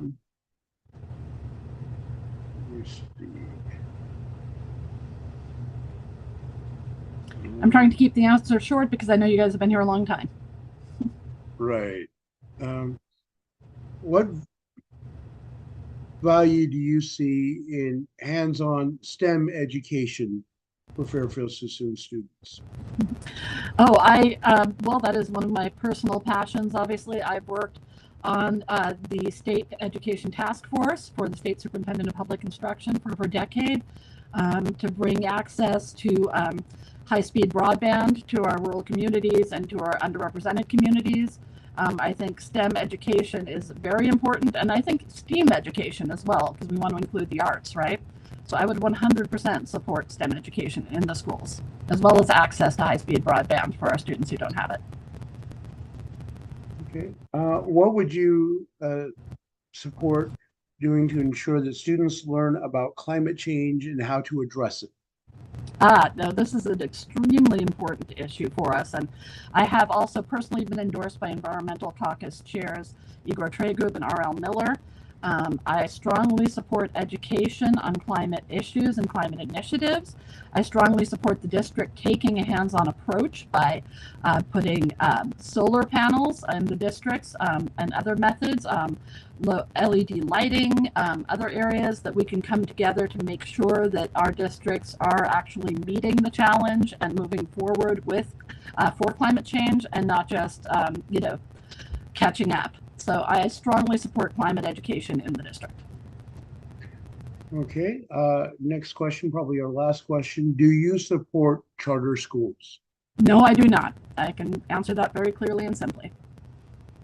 I am the wife of a 30-year public school special education teacher. I am the daughter. My late mother was a lifetime public school education teacher in San Francisco. I support public schools. Okay, and that takes us to 5 minutes. Thank you. Thank you very much for joining us this afternoon and participating in the process. I know you had a busy day today, so appreciate you taking the time. We will, of course, be following up with you, as with all of our candidates, once the process is complete. And wishing you the rest of your day and rest of your weekend. Thank you for your time. All right, and with that, folks, all of our candidates have appeared before us and given their presentations. Does anyone either have any comments they wish to make at this time or any announcements they wish to make? I'm looking for hands. I'm not seeing any hands, so I will just remind you all of our debate night watch party next Tuesday and our summer fundraiser, whatever we're calling it. I'm not going to butcher the name, next Saturday. I'd like to see you at both of those events. The voting will be open for 1 hour after the end of this meeting. So depending on exactly when we shut down, probably about 3:05 or so. And then we will tabulate the votes. And once we've validated all the ballots and tabulated those, we will endeavor to send out the information, hopefully this evening. Just depends on how long it will take us to verify everything. So unless anyone has anything else, do you have anything, Tom? Just check out the advertisements. You can get your tickets to the debate party at SolanoDemocrats.com. There's also where you can buy the tickets for the Summer Paina I think I said that correct. So don't forget that. Good food will be had. And vote early, but you cannot vote often. But in the chat is the link. It was also emailed out. If you do not have that, please email me at info@solanodemocrats.com and I'll be happy to resend it. In fact, I might just go ahead and send it right now. To answer the question, the debate night party tickets will be on sale probably right up until the event itself. Mm-hmm. And I think you can also Jeanette, buy at the door, right? Yeah, I think so. Jeanette, your hand is up. Yes, I just want to say thanks to everyone who organized this because I know how hard it is to get it all taken care of. And especially it's really great to have all the things sent to us ahead of time so we can look at that. But Tom, I know that took a lot of putting together. So just it was well done. And thanks to all who had a part in making this happen. And I'm glad we had it in 2 days because otherwise it would have been a long time. Now let's give a round of applause to our candidates that are with us, right? You know, I mean, Yes, that's takes courage, man. Yeah. Good job, everyone. And lots of work and appreciated well. And in a backhanded compliment, I potentially also thank the candidates who decided not to seek our endorsement for keeping the meeting down to a semi-reasonable length today. That said, of course, encourage you all to evaluate the candidates again, what you heard today, what you read in their questionnaire responses, the various endorsements that have been announced for them. Make your decision and come election day, vote for the best Democrat in your opinion. That's on your ballot. And with that, I am going to entertain a motion to adjourn, and balloting will close at 3:05. So So moved. moved. Second by Wanda. I don't have a poll. Just say We'll aye. leave. We'll leave. Say bye. Bye. Bye. Stay safe, everyone. Yep. COVID is out there. Yes. And it's real. Mm-hmm. I've had it recently. Oh, I've never had it, but it's real. Yes. It is not a made up thing. All right, we are down. I'm gonna go ahead and end the meeting. Okay. Thank you, Take care. everyone. Bye-bye. Good to see you, Gian. And thank you. Remember, vote. Thank you all. Yeah, thanks, Brigitte. Tom, if you can send out the form for the dessert auction so people can fill it out if they want to bring a dessert. Oh, yeah, definitely. Thank you so much.